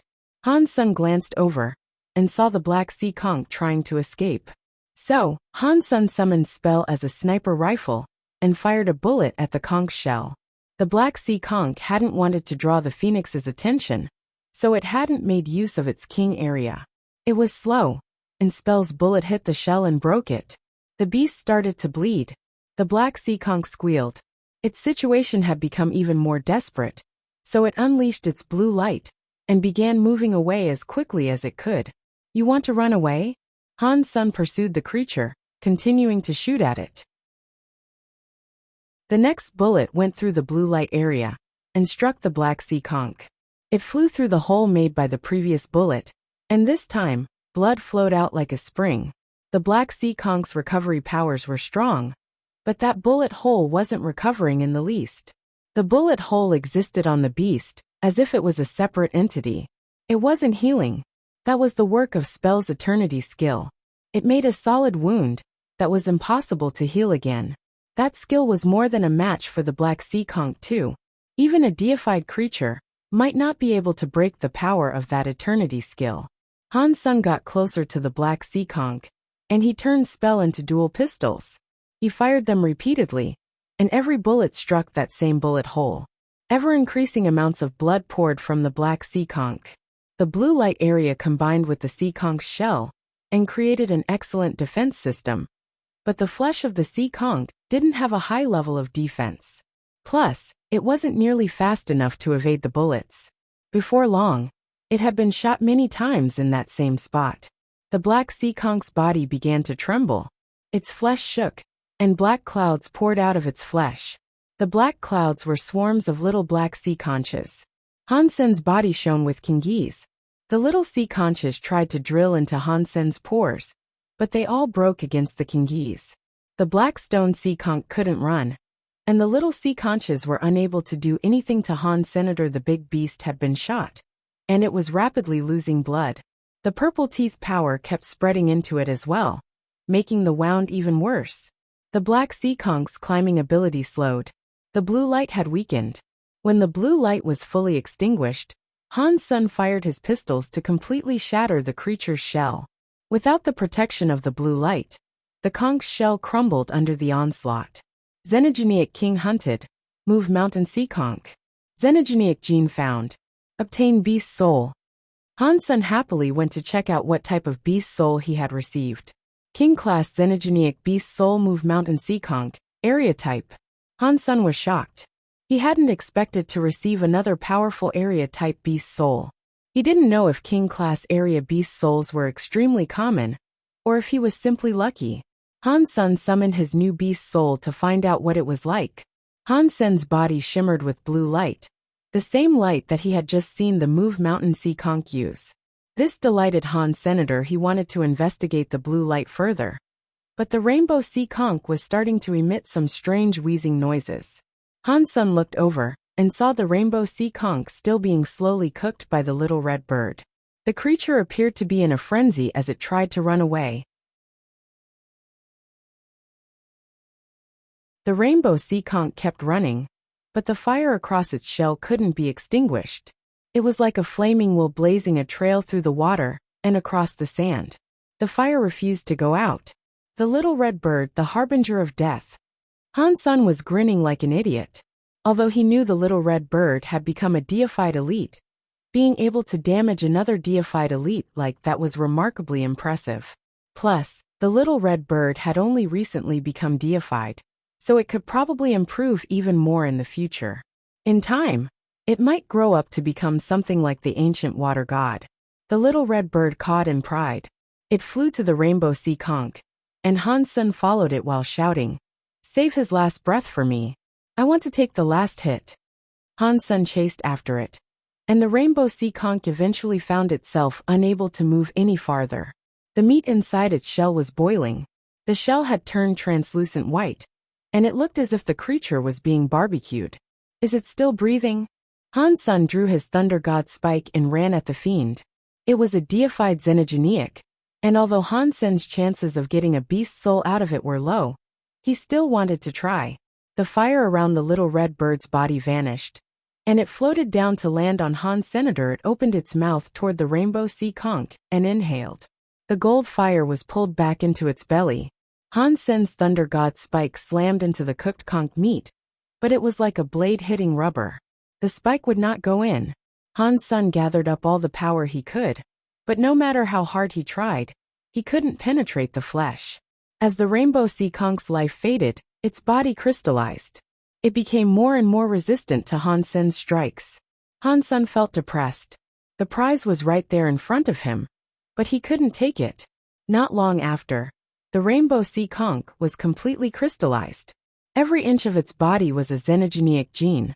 It was like a piece of art made from rainbow crystal. What a shame! The rainbow sea conch was very dead. Han Sen was unable to break its flesh, even though he used his thunder god spike to strike it. Electrocution is a type of damage, right? Will the final hit count as mine? Han Sen felt very nervous. The prospect of earning a deified beast's soul was very enticing. Xenogeneic deified hunted, crystal god conch. Xenogeneic gene found. Han Sen felt as if he had been dropped off at the pearly gates at heaven, only to fall way down into the fiery pits of hell. He had managed to get the kill, but he didn't get a deified beast's soul. Anyway, at least I got the deified gene. That is the biggest reward, Han Sen mumbled to himself, but he still felt crestfallen. Han Sen sent the crystal god conch's body back to the sanctuaries. Lifeless items weren't destroyed in the sanctuaries, just like the baby sun raven's body. The small black sea conches invading the blood Kirin were gone. It was wounded, but it wasn't in any danger of death. With its life force and recovery speed, it wouldn't take long for the blood Kirin to be back in action. The blood Kirin began to feast on the flesh of the Move Mountain sea conch, and what remained of the electric dragon. With gritted teeth, Han Sen gave the Move Mountain sea conch's xenogeneic gene to the blood Kirin as well. He wanted it to recover the power it had lost. It was 2 days before he made it back to Underwater Town. By then, the wounds on the blood Kirin were no longer visible, but it had yet to fully heal. The blood Kirin had been badly hurt by the crystal god conch, and the little sea conches had ravaged its organs. It had been really damaged. If it hadn't been given plenty of resources to heal, it would have taken a very long time for it to get better. Han Sen kept on exploring the underwater realms, but he was never able to find another king-class xenogeneic. He didn't know why they had found 2 kings and a deified in that one region. Han Sen wanted to go back to that cave and take a look, but he wasn't good at shrinking his body. That cave grew smaller the deeper it went. It eventually reached the width of a needle. Han Sen spent some time digging his way through but found nothing. He decided to give up after a while. I should take the blood Kirin to King's Garden to heal, Han Sen decided. Of course, Han Sen had no intention of provoking the king tree again. He wanted to find a root king dragon there, so he and the blood Kirin could absorb some king air. If the blood Kirin could absorb some of that king air, the healing process could be hastened. Even though Han Sen tried to keep a low profile, entering King's Garden still drew a lot of attention.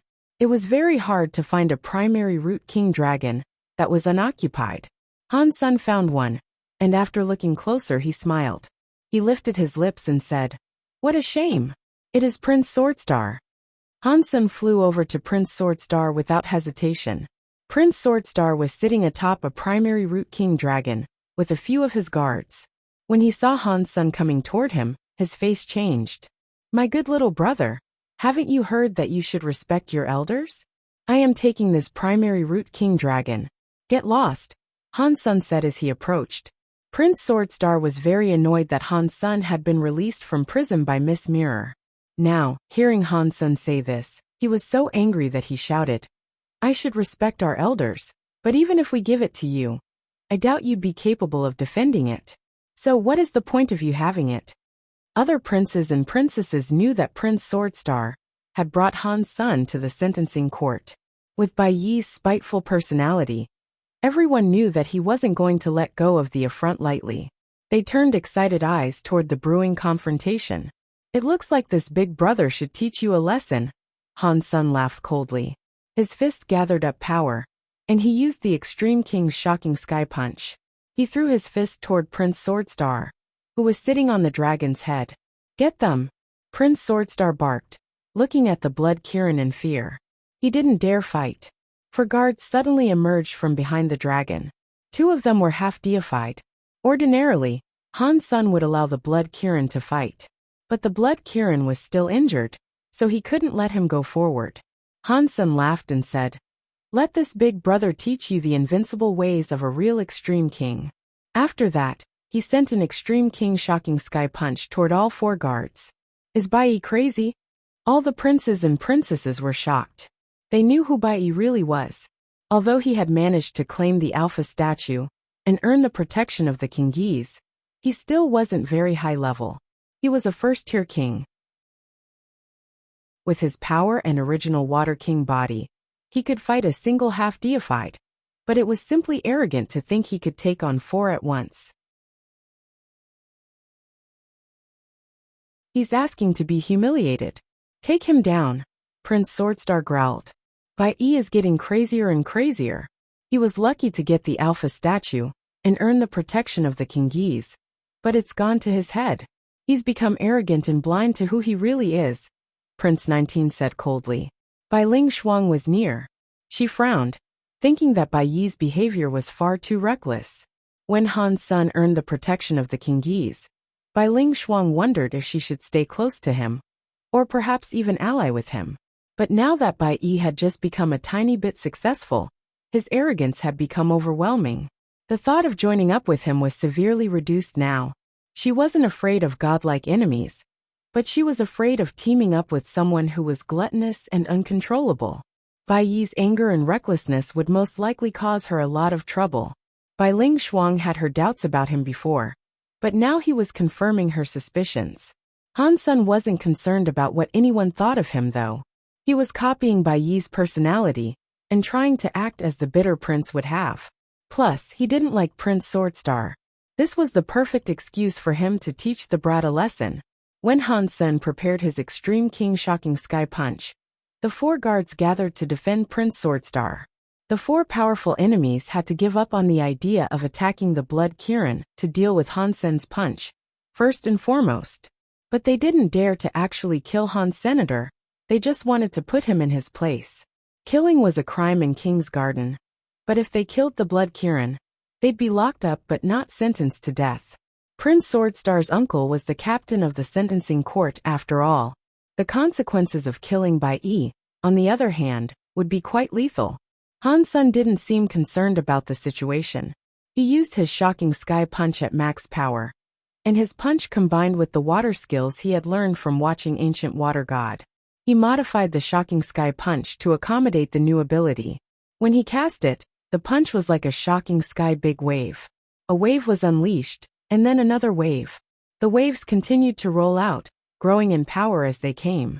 He could fight 4 people with this, and the 4 guards were suddenly at a large disadvantage. The 2 half-deified guards didn't dare to fight. They were afraid of killing Prince 16, but a few punches later their eyes widened. The 4 guards weren't the only ones who were shocked. Prince Swordstar, Bai Ling Shuang, Prince 19, and other royal children stood and watched with mouths agape. Han Sun stood like a king that ruled the entire universe. His punches were heavier than the sea, and they crushed the stars. The 4 guards fell backward with screams that rocked the skies. Their knives, swords, spears, and punching lights were exploding. But even so, they could not break down Han Sun's punches. Under those punches that were like a dragon from the sea, even half-deified guards were unable to keep their heads above water. They were like boats navigating a sea of treacherous waves. It was incomparable to the sky and ground powers that they knew. Old 16 has practiced shocking sky punch to this degree? Prince 19 couldn't believe his eyes. Bai Ling Shuang was shocked too. Other members of the Extreme King could use a stronger version of shocking sky punch, but they had developed the ability to the 8th or 9th tier. The fact that Han Sun could use such a strong shocking sky punch at the 1st tier was mind-blowing. Not even a half-deified royal child could do what he was doing. Han Sun practiced the most basic shocking sky punch, and other royal children had practiced the more advanced versions. Bai Wei had practiced the Extreme King Final Punch. Its power should have been much greater than the basic version of the skill. Han Sun was using the shocking sky punch, but it had been fused with water will. It was an upgraded version of the skill, a modification that Han Sun had engineered himself. That was why Bai Ling Shuang was so shocked. Tailoring the shocking sky punch into the exact skill he needed wasn't a feat that a simple-minded person could perform. Bai Ling Shuang looked at Han Sun, who was suppressing 4 guards like they were dogs, and felt a flurry of mixed emotions. Prince Swordstar gritted his teeth. He was young, so he had relied on his mother's power. He was fairly well known amongst the royal children, and having a prince like Bai Yi suppress all 4 of his guards was unacceptable. It would have been okay if Han Sun was half deified, and the guards were from a smaller race, but that was not the case. Prince Swordstar's guards hailed from big factions of the Extreme King. The 2 half-deified guards were of mixed heritage, but they had Extreme King blood in their veins. They still possessed the power of a half-deified Extreme King. They shouldn't lose against Prince 16. But now, the 2 half-deified guards and the 2 9th-tier kings were fighting Han Senator, and they were suppressed and unable to push him back. Prince Swordstar knew he wouldn't be able to do anything, either. It made him feel as if a snake had sunk its fangs into his heart.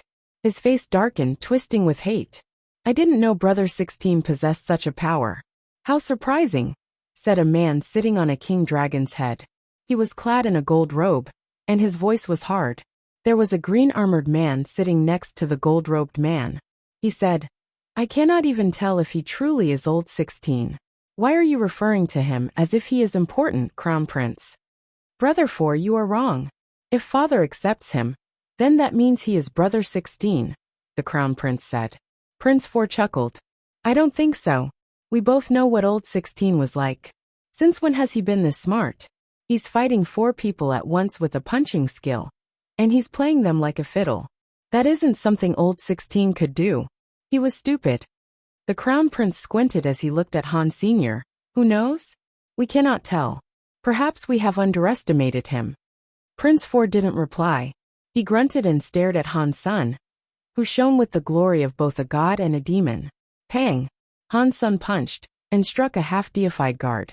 The shocking sky punch had been cast many times, and its power had grown by many multiples. Even a half-deified elite couldn't withstand those blows. Han Sun punched an enemy's chest plate and caved it in. Blood sprayed from the half-deified guard's lips. No hesitation. The next second, Han Sen's fist was coming down toward the guard's head like a falling star. The scary power was like a river descending from the sky. Bai Yi, you killed my guard. I will kill you. Prince Swordstar screamed, his eyes turning red. I didn't dare, Han Sun said simply. The scary shocking sky punch landed on the half-deified guard. Bai Yi! Prince Swordstar shouted. He sounded as if he was about to eat someone. Catcha! Han Sun unleashed his shocking sky punch, and the half-deified guard's bones were pulverized. There wasn't a single inch of bone that remained intact. His body slumped to the ground like a sack of mud. Han Sun grabbed the half-deified guard and lifted him back up. The man's body was trashed, but he wasn't dead. Han Sun threw him at Prince Swordstar. As per your request, he is alive, Han Sun said flatly. Bai Yi, I will kill you. Prince Swordstar caught the guard, whose entire body had been devastated. Han Sun had even shattered the guard's xenogenic gene. Prince Swordstar was furious. I have gone to so much trouble to be nice to you. You asked me to keep him alive. I refrained from killing him, and you still aren't happy. It's hard work being a big brother. Han Sun said, then he jumped. The other 3 guards were overwhelmed with a mixture of anger and fear. They wanted to run away, but the shocking sky punch was already coming down on them like the angry waves of a turbulent sea. They couldn't escape that wrath, but if they tried to repel it, that raging power would still crush their bodies. The punching powers came for each of them in turn. The 2 9th-tier kings went down first, then the last half-deified guard fell as well. Han Sun trashed their bodies in a few quick punches, then tossed their crippled bodies back toward Prince Swordstar. The nearby royal children were shocked. Han Sen's cruel and overbearing skills made them think twice about how they might treat him in the future. Prince Swordstar gritted his teeth until his jaws ached, and he had to resist the urge to attack Han Sun himself. He glared at Han Sun, then carried the 4 disabled guards away. Come on. That Prince Swordstar is such a wimp. He's just accepting that loss. Prince 19 lifted his lips in a sneer. That is why he is scary. That Prince Swordstar isn't one to be ruled by simple emotions. Bai Songlong approached. He sighed and said, Our generation of the Extreme King is both the most promising and the most hopeless generation there has ever been. There are too many wonderful royal children. And now there are people like 16, 17, and even Swordstar. When the time comes for someone to claim leadership, it won't happen peacefully. Chaos is fun. Otherwise, life is like a pool of stagnant water. That is boring, Prince 19 said. Everyone watched as Han's son climbed onto the primary root king dragon. No one dared to provoke him. He had just suppressed half-deified guards after all. The royal children knew they couldn't compete against Han's senator. Even the ones that could fight him knew that they didn't want to do so in King's Garden. Han's son took the blood Kirin up to sit atop the king dragon's head with him. The other royal children drifted away. After a few hours of daylight, the yellow leaves began to glow. The primary root king dragon roared and dropped underground. Unlike the small king dragon Han's son had used before, this primary root king dragon was big, and it went far underground. It went so close to that golden spot. When Han's son had trained with Bai Wei, the source of power had looked like a distant golden sun. Now because he was so much closer, it was too big to describe. Waves of gold king air began to emerge and flow over Han's son and the blood Kirin. Any king air he absorbed would help Han's son refine the powers in his body. The blood Kirin was sucking in the king air greedily, and he looked healthier with every breath. After Han's son absorbed 30 waves of king air, he heard an announcement play in his head. Duke Gene +1. Han's son was shocked, but he was also very happy. He said, "Are these waves of king air actually xenogenic genes?" When he came last time, he had been very far from the tree. The king air he absorbed had been too weak to generate a duke gene. Now he had a lot of king air, so he could exploit its full strength. Han's son hadn't been terribly interested in the king air before, but now he was motivated. He absorbed the king air as fast as he could. He absorbed 50 waves of king air, and heard the duke gene notification once more. If this is the case, I don't need to find any more xenogenics. Simply absorbing this king air will give me enough duke genes. Han's son thought happily. He had claimed this primary root king dragon, and so he was going to absorb the king air like mad. While the primary root king dragon was still underground, Han's son's duke gene tally reached the prestigious 100. He absorbed many waves of king air, but his duke genes didn't increase beyond that. Han's son used the 100 duke genes to open the first gene lock of the story of genes. It was a smooth process that went exactly as it had for Jadeskin. After the story of genes had its first gene lock open, he obtained an astral body in the Geno universe. 100 duke genes were gone from his total, and so Han's son stayed put to collect more of that king air. His duke gene tally started to rack up again. This is some good stuff. Han's son grinned. He had claimed this primary root king dragon, so he wasn't going to go anywhere. He planned to use the king air to unlock the gene locks of a few different Geno arts. Somewhere far away in King's Kingdom, there was a mountain that hung in the darkness. The mountain looked gigantic, but no matter how long you spent flying toward its peak, you could never reach the mountain. It was known as Extreme Mountain, one of the 3 famous mountains of King's Kingdom. Countless terrifying legends swirled around its existence, and many elites had been killed while exploring its reaches. Many half-deified and deified elites were said to roam there. The secrets of Extreme Mountain had yet to be discovered, as there were many places on the mountain's slopes that not even King by himself would dare explore. On the left side of Extreme Mountain, a ghost-like man walked along a path. Every step he took was like some invincible power was coming down on him, making his body look lighter. By the time he was halfway up the slope, his body appeared half-transparent. He looked as if he was going to fade away at any second, but that man still stared up at the peak of Extreme Mountain, and he kept walking forward in a bid to reach it. Half mountain, half sky, half extreme. One step, one life, one world. When he was halfway up the mountain, he saw that sentence scrawled into a cliff face. It was written in blood. The man saw it, but he kept on going up the mountain. He didn't pay any further attention to the writing.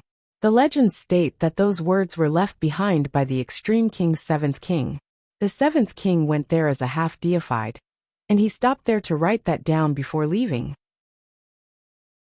After that, All the heirs of the extreme king that ventured to the extreme mountain and went past those words were known to have died.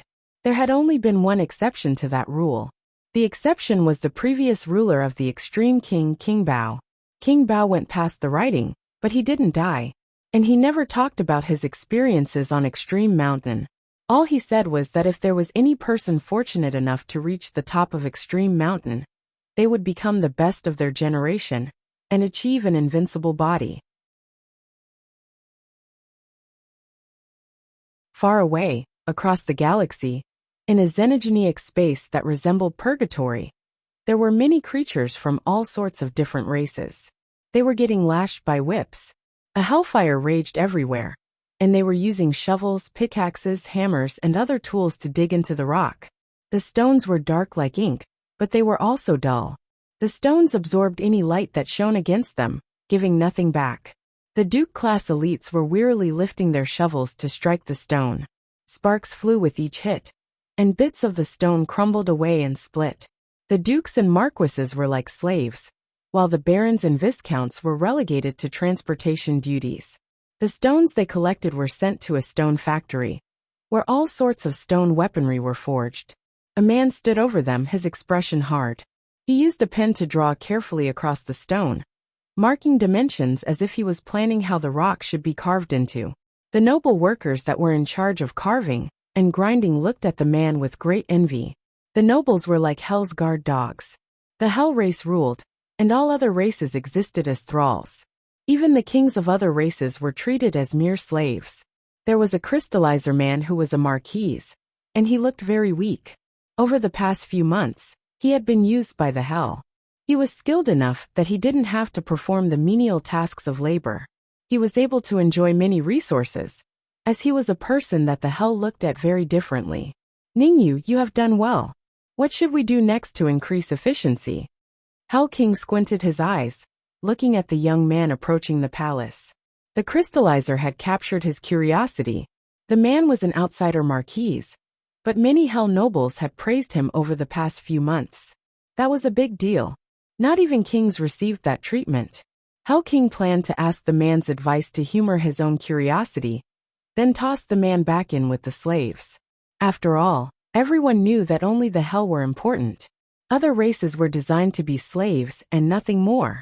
As time went by, Ningyu gave suggestions to the king every once in a while, and all of his suggestions had increased the efficiency of their work. It saved the Hell King a lot of time and trouble. Every time Hell King wished to send Ningyu back to the other slaves, Ningyu would come up with an even better plan. When Hell King heard his designs, he would allow Ningyu to stay even longer and put those new designs into action. After a while, Hell King wasn't the only one who had grown used to the presence of Ningyu. The whole Hell society had become accustomed to him. Blood! Blood! There is blood! Screaming sounds howled out of the stone factory. Ningyu frowned and looked in their direction. A big rock had been cracked open, and a red liquid was oozing out of the gap. It smelled like blood. The slaves were running for their lives, and Ningyu stared at the big black rock. This wasn't the first time this had happened. In Ningyu's first few months there, this had taken place 3 times. The first time they found a black rock that bled, there was a red bug inside it. The monster had ended up killing a few thousand slaves and guards. In the end, Hell King himself had to show up and kill it. It was the only way to get rid of the bug. The second time this occurred, when a black rock started to bleed, the slaves of that area became infected with some sort of toxin. They endured it for 10 days before their bodies dissolved into liquid. At least 10,000 died in that incident. The third time they discovered a bleeding black rock, a little green sword came out. It pierced through the head of the Duke who had been inspecting the stone. Then it flew into the sky and disappeared. This was now the 4th incident that Ningyu had seen. Red liquid welled in the cracks, and it was like blood tears were rolling out one by one. Suddenly, Ningyu saw a finger appear through the gap. The finger glistened like jade. It was beautiful, but the fingernail shone a disturbing shade of red. Even looking at the unsettling sight would leave someone shivering. 1 finger, 2 fingers, 3 fingers. More and more fingers appeared through the crack. When all 10 fingers appeared, There was a loud cracking noise. The fingers tore the rock in half. A woman wearing creepy red armor emerged. Her red eyes gleamed, staring down at the creatures that were all running away in fear. Suddenly the woman moved. She was like a demon straight from hell. She turned into a bloody shadow, and wherever her blood-red fingers went, creatures screamed. Blood fountained from their bodies, and in no time at all, many creatures had been reduced to shreds. The terrifying woman showed no sign of backing down. Hell King and the other kings of their race went to meet that wicked force, and the entire land turned into a bloody battlefield. The hell-looking xenogenic space was thrown into turmoil. Blood. Blood everywhere. There was the blood of slaves. The blood of the hell. Broken bodies littered the ground, and almost no one was left alive in that xenogenic space. 2 of them were still standing, though their life forces flickering in the hellscape. One of them was the weird woman in her red armor. The other was Hell King. The strange woman didn't look to be in good condition. Her red eyes shone with a scary light. Her red armor was covered in cracks and punctures, and a piece of a sword blade was still embedded in it. There was a big bloody hole in her chest. It was impossible to guess which weapon had dealt that blow to her. She was bleeding, and she could barely stand. Hell King wasn't in great shape either. One of his horns had been broken, and one of his legs was gone. His belly had been cut open, and his guts and intestines were starting to spill out. Hell King's face looked enraged. All the inhabitants of that xenogenic space had been murdered by the strange woman. Aside from him, no one else had been left alive. I will make you die. Hell King opened his mouth and spat out a mass of blood. The blood drained away across the ground, revealing a small green sword. If Ningyu had seen it, he would have recognized it. It was the sword that had flown away when they opened that third black rock. The woman saw the green sword, and her eyes lost their anger. She looked scared. Hell King roared. He picked up the green sword and ran at the weird woman. The green sword was aimed at her head. The woman blocked the little green sword with one hand and shoved her other hand into Hell King's chest to grab his heart. The green sword broke under the force of her grip, and her fist tightened around Hell King's heart. Dong! The little green sword fell to the ground, and the light in Hell King's eyes started to fade. Just as the fire of his life was about to be extinguished, Hell King roused himself. He would rather burn out the last of his strength than slowly wither away. He quickly grabbed the weird woman's neck. Han Sun stood on the Lotus Mountain, watching with great delight as the blood Kirin entered the fray. Han Sun guessed that the creature had finished consuming the black Kirin, because it was now half deified. On top of that, it was still inside the white bone hell. The ferocity of its attack sent Edward and Ice Blue Night King reeling back. After mere seconds had passed, the blood Kirin had already torn 2 king-class Ice Blue Knights to shreds.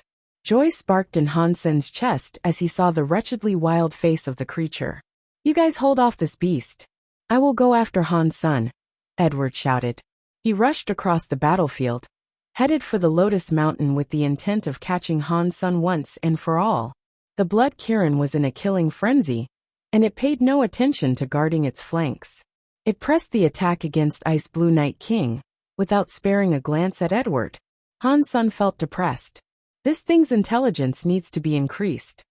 Although Fox Queen had whipped Edward and injured him badly in the process, his half-deified body wasn't to be underestimated.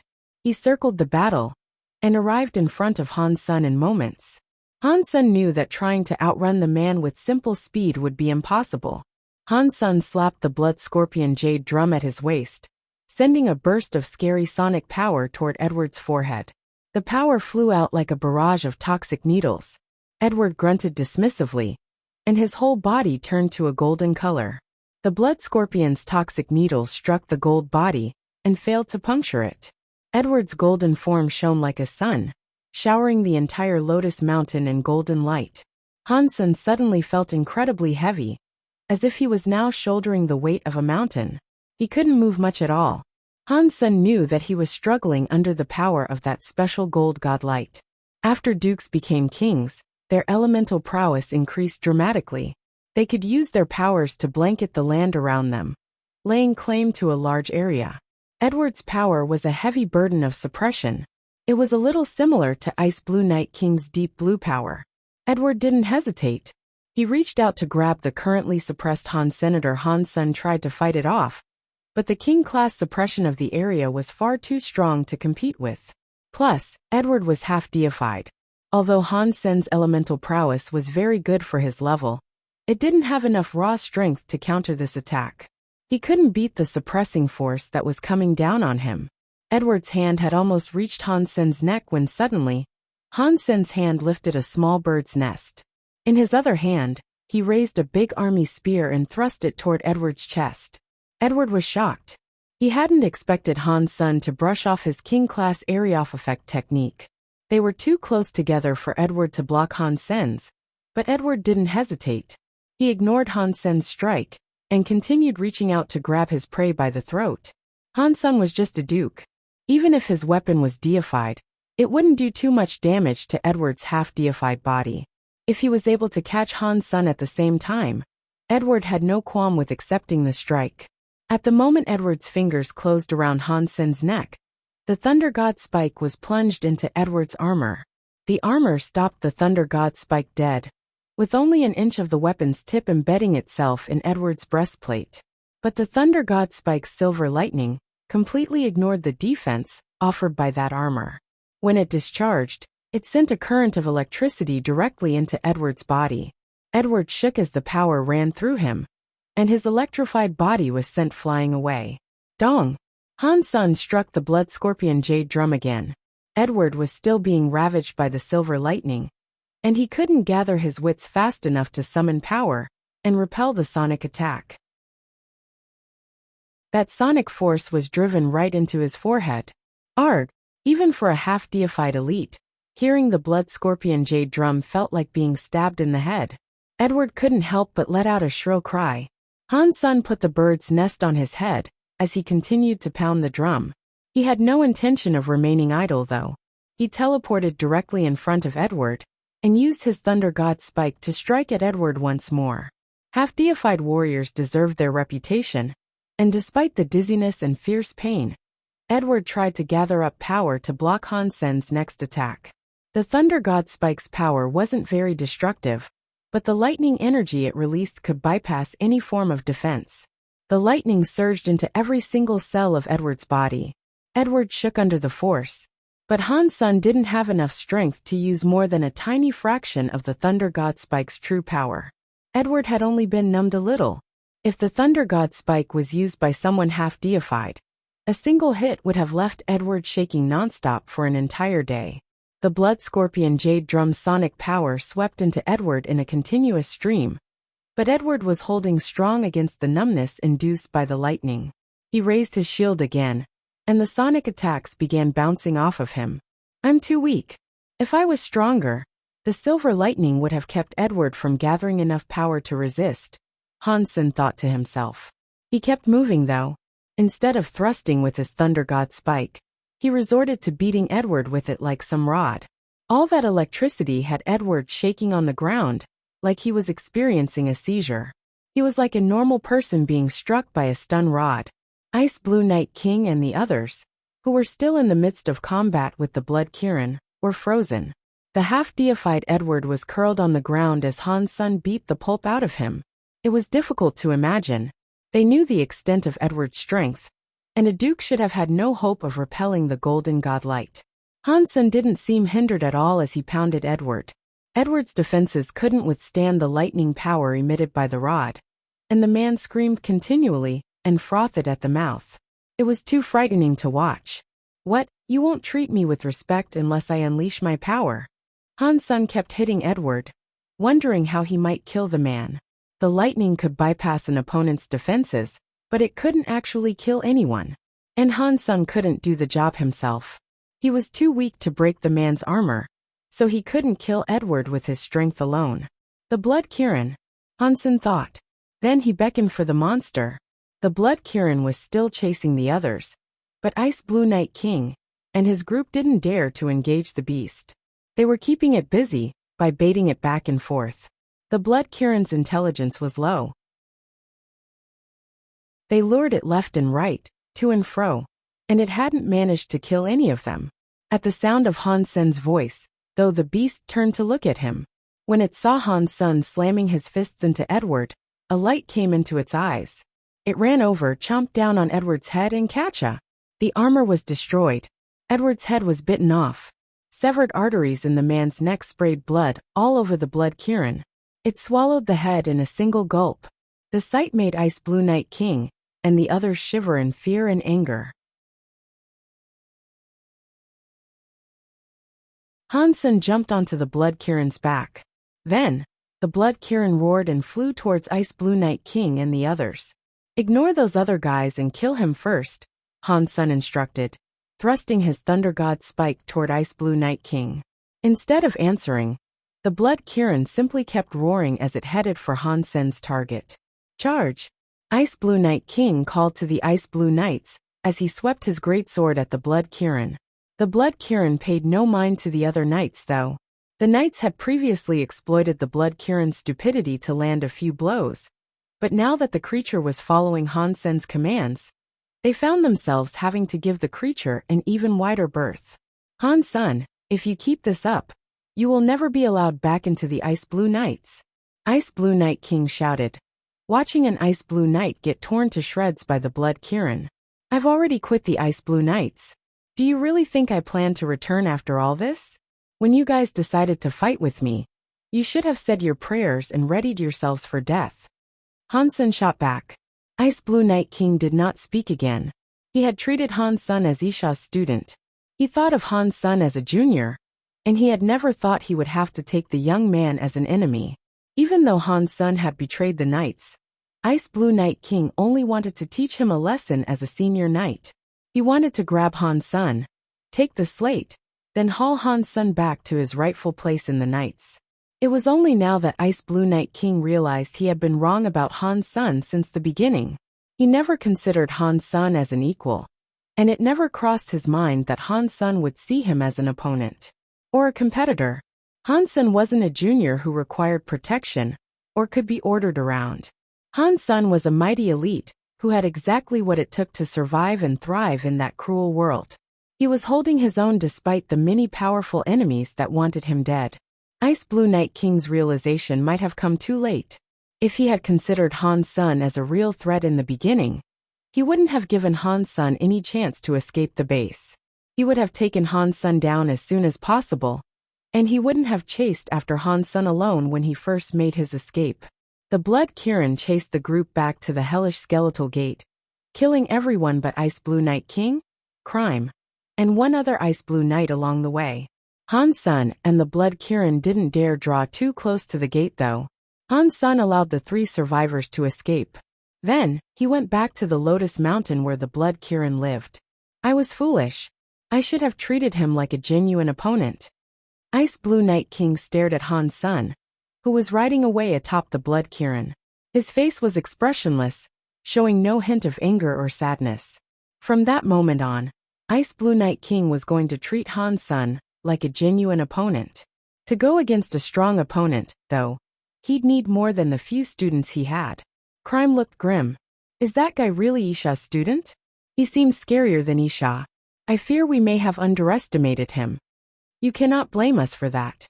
Who would have assumed that a marquise could pose such a threat? Asked the other Ice Blue Knight, whose name was Harder. Harder was feeling rather conflicted at that moment. He and Edward had been very close, so he knew just how terrifying the man had been. Although Edward was just a hybrid extreme king, and his attack power wasn't too strong when compared to the rest, his powers of observation and his movements were splendid. Harder again envisioned Edward lying helpless under Han Sen's attack, and the Ice Blue Knight struggled to find words to describe what that horrible sight had done to him.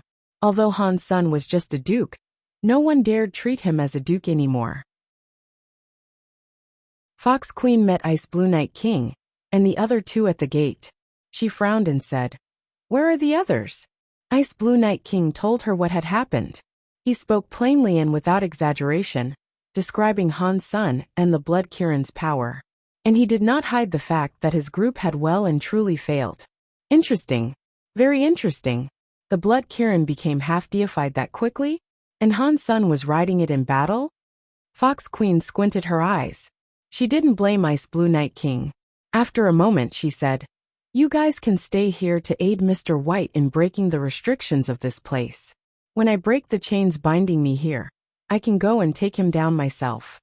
Back in the Blood Kirin's valley, Han Sun allowed Bauer and the others to leave Destiny's Tower and relax for a bit. He also wanted to discuss their game plan for the coming conflict. Han Sun had used the Blood Kirin's power to defeat Ice Blue Night King and the others for the time being, but he didn't think they were safe yet, and that made him even more worried. Edward and the others had been able to find the palace and bend the restrictions to gain entry. That meant one of them understood the structure of the palace, at least to some degree. Fox Queen hadn't sent Mr. White after them, and that was probably because Mr. White knew the most about the palace's composition. If he was able to break Fox Queen's restrictions, then Han Sun would be in big trouble. Han Sun stood no chance of defeating an unhampered deified elite, even if he had all sorts of deified items to use against her. And now, Han Sun was stuck in the White Bone Hell. The palace was his only means of escape.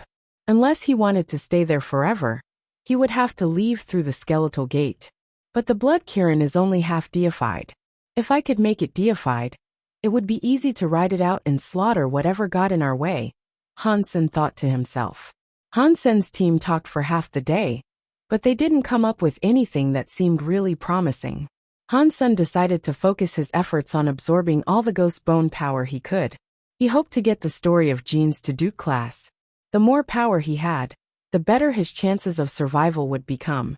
Even if Fox Queen really does manage to escape, she won't kill me if she can't find what she wants. That means I might still have a chance. As Han Sun rested, he fidgeted with the stone plate. He kept thinking about how things might play out. The Blood Kirin and Han Sun were very comfortable with each other by this point, but only Han Sun could get close to the beast. The creature's presence was too menacing. It looked at everyone else like slabs of meat. The Blood Kirin looked likely to jump forward and gobble them up at any second. Han Sun kept practicing with the story of genes. A month went by, and the story of genes was progressing quite well. It was still a long way away from becoming Duke, though.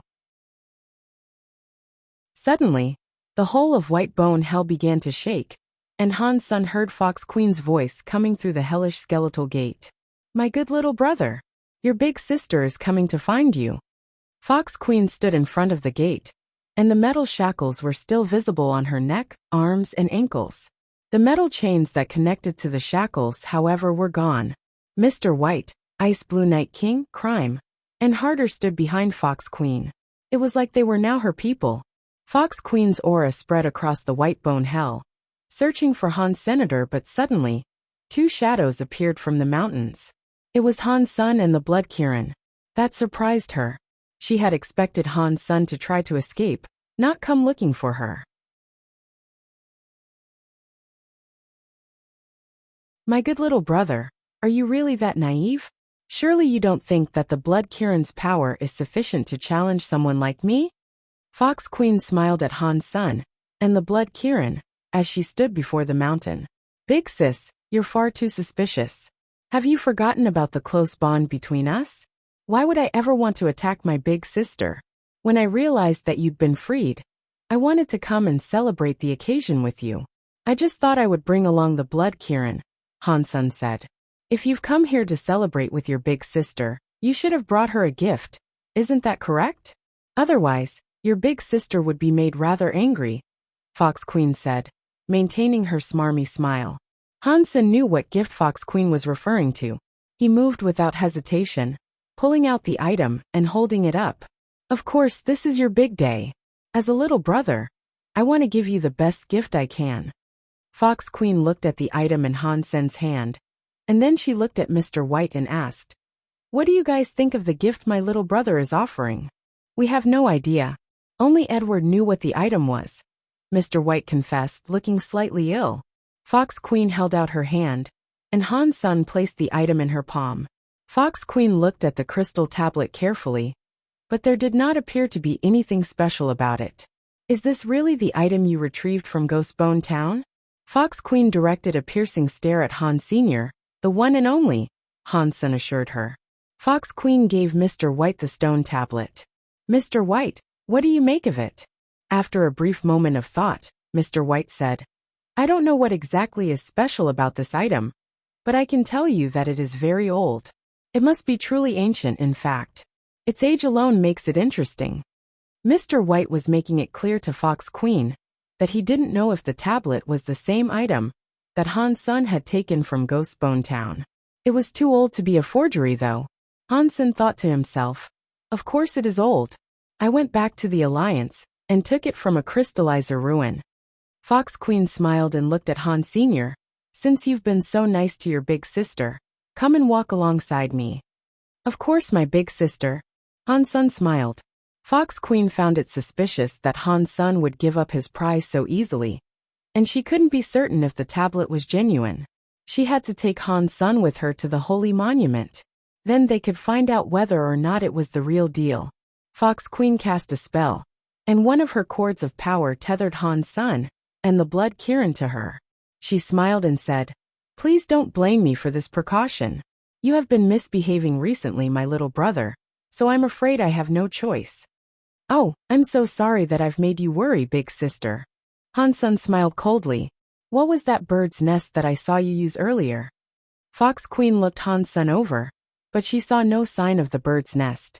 The item had melted her cord of power, which made quite an impression on her.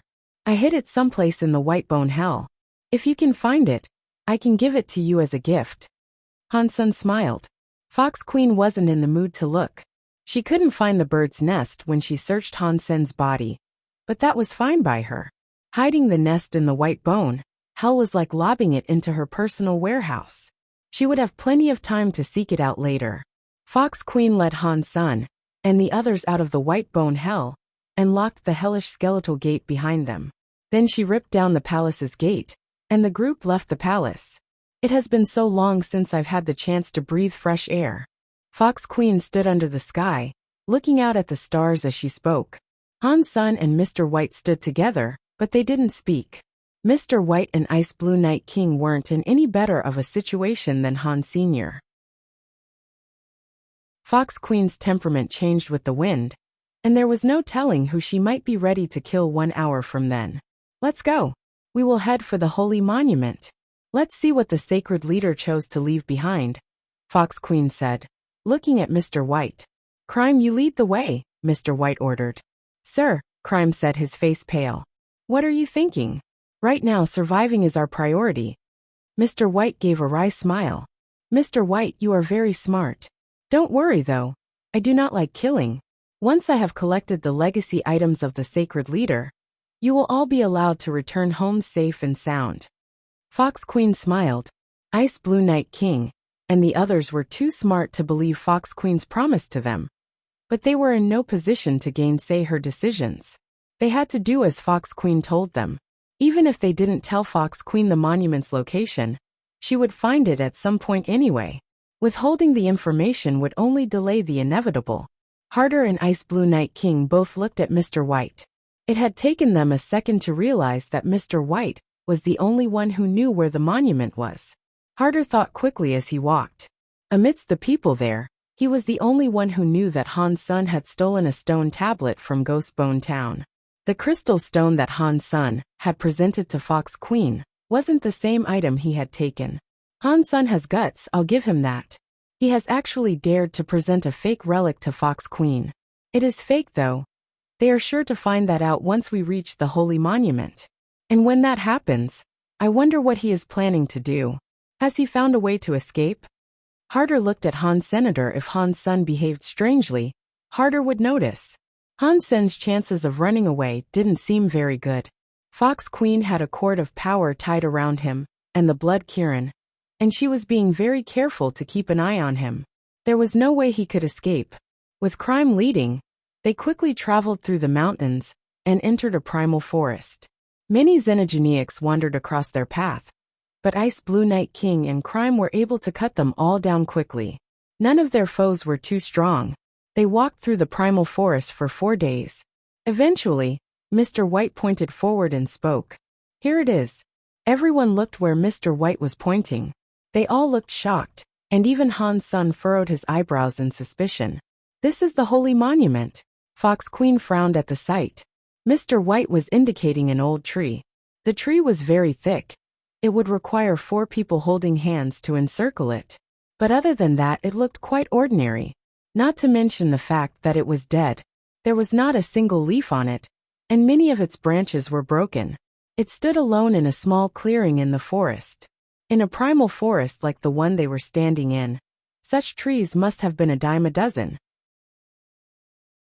Mr. White told them it was a holy monument, but the unimpressive sight before them made it difficult to believe his claim.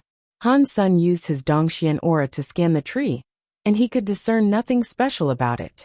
The sacred leader didn't want to put his treasure somewhere obvious. If you look a little closer, though, you are sure to see the truth of this amazing old tree, Mr. White said quietly.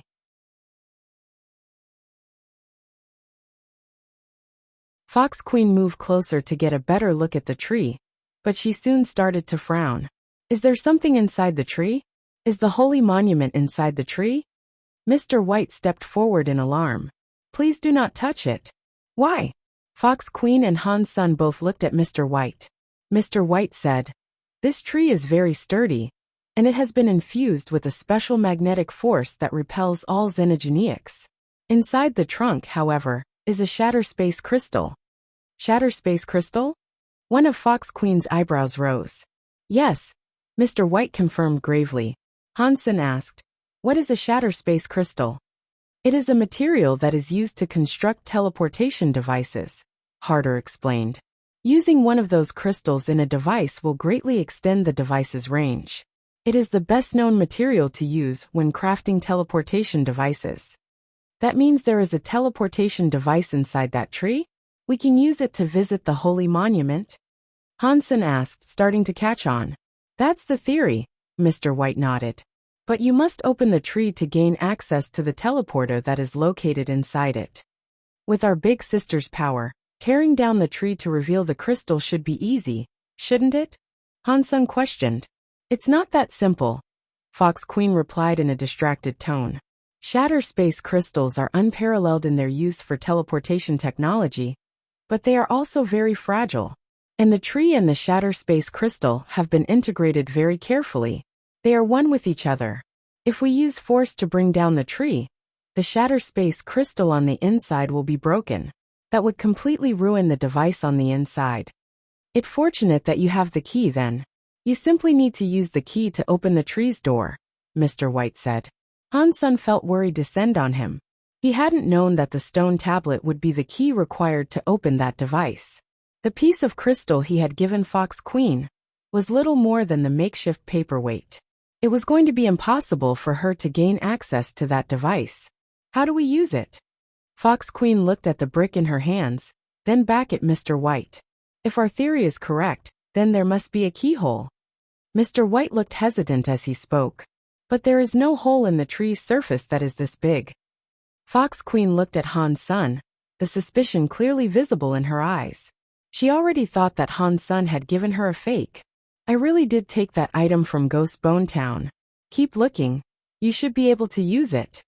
Han Sun pretended to observe the tree, feigning innocence. Over there.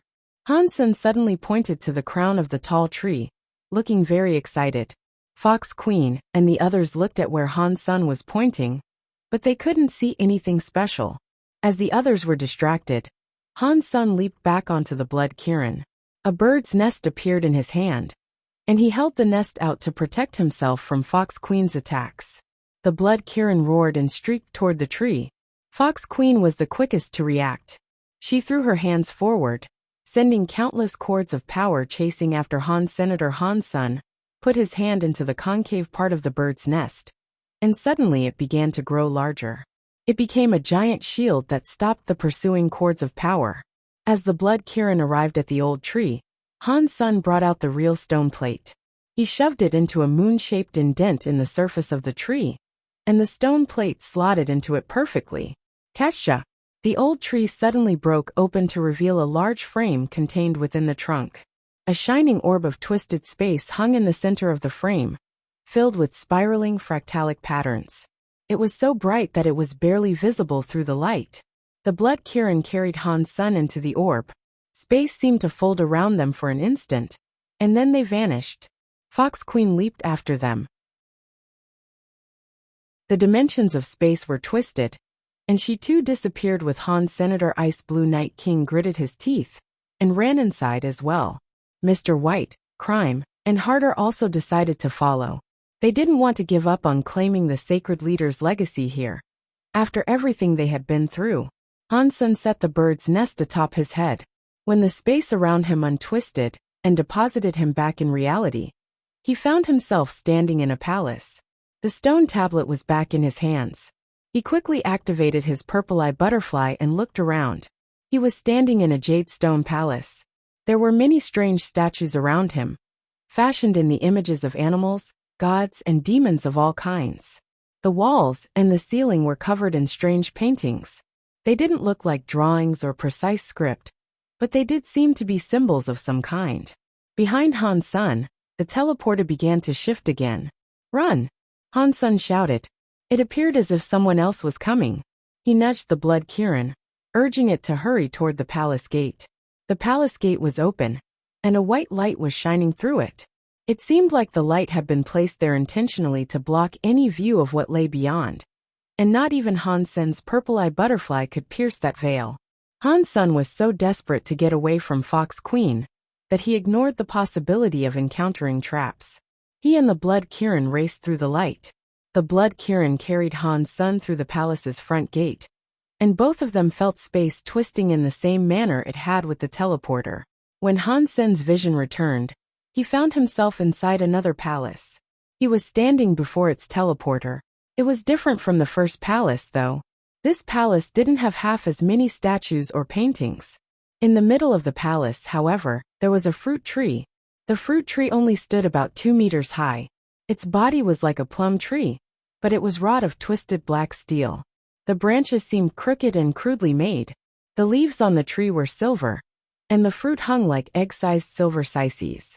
Han Sen counted 8 silver slices on the tree. They were all of the same size, and they all looked silver white. At the bottom of each slice was a unique pattern that appeared to have been branded into it. Silver treasures? Han Sen had a closer look. Words were woven into the pattern. Is this tree man-made? Han Sen looked at the teleporter behind him. The teleporter remained silent and inactive, which made Han Sen feel uneasy. With Fox Queen's speed, she should have caught up with him by now. How was it possible that she was not there yet? When I traveled through the palace gate, did the light there send me someplace else? Han Sen thought to himself. Aside from that, he couldn't think of another reason why Fox Queen wouldn't have caught up with him. He was happy about this turn of events regardless of the reason, though. Without her on his heels, he felt a lot safer. Han Sen decided to look at the silver treasure again. He hesitated for a moment, then put on his galactic lobster armor. He walked directly to the tree and pulled out his knife to cut down one of the silver treasures. The ghost teeth knife shrieked across the steel surface of the tree. Instead of severing the twig, the knife had only left a light mark upon it. The mark did produce some blood-like sap, though. This tree is alive. Han Sen looked rather surprised. The sap welled with energy. Han Sen used his purple-eye butterfly to observe the silver treasure fruit tree. He quickly confirmed that it really was a living tree. It had been there for many years, growing from a small sapling to what it was now. With the purple-eye butterfly, Han Sen was able to observe a timeline that spanned 1 billion years.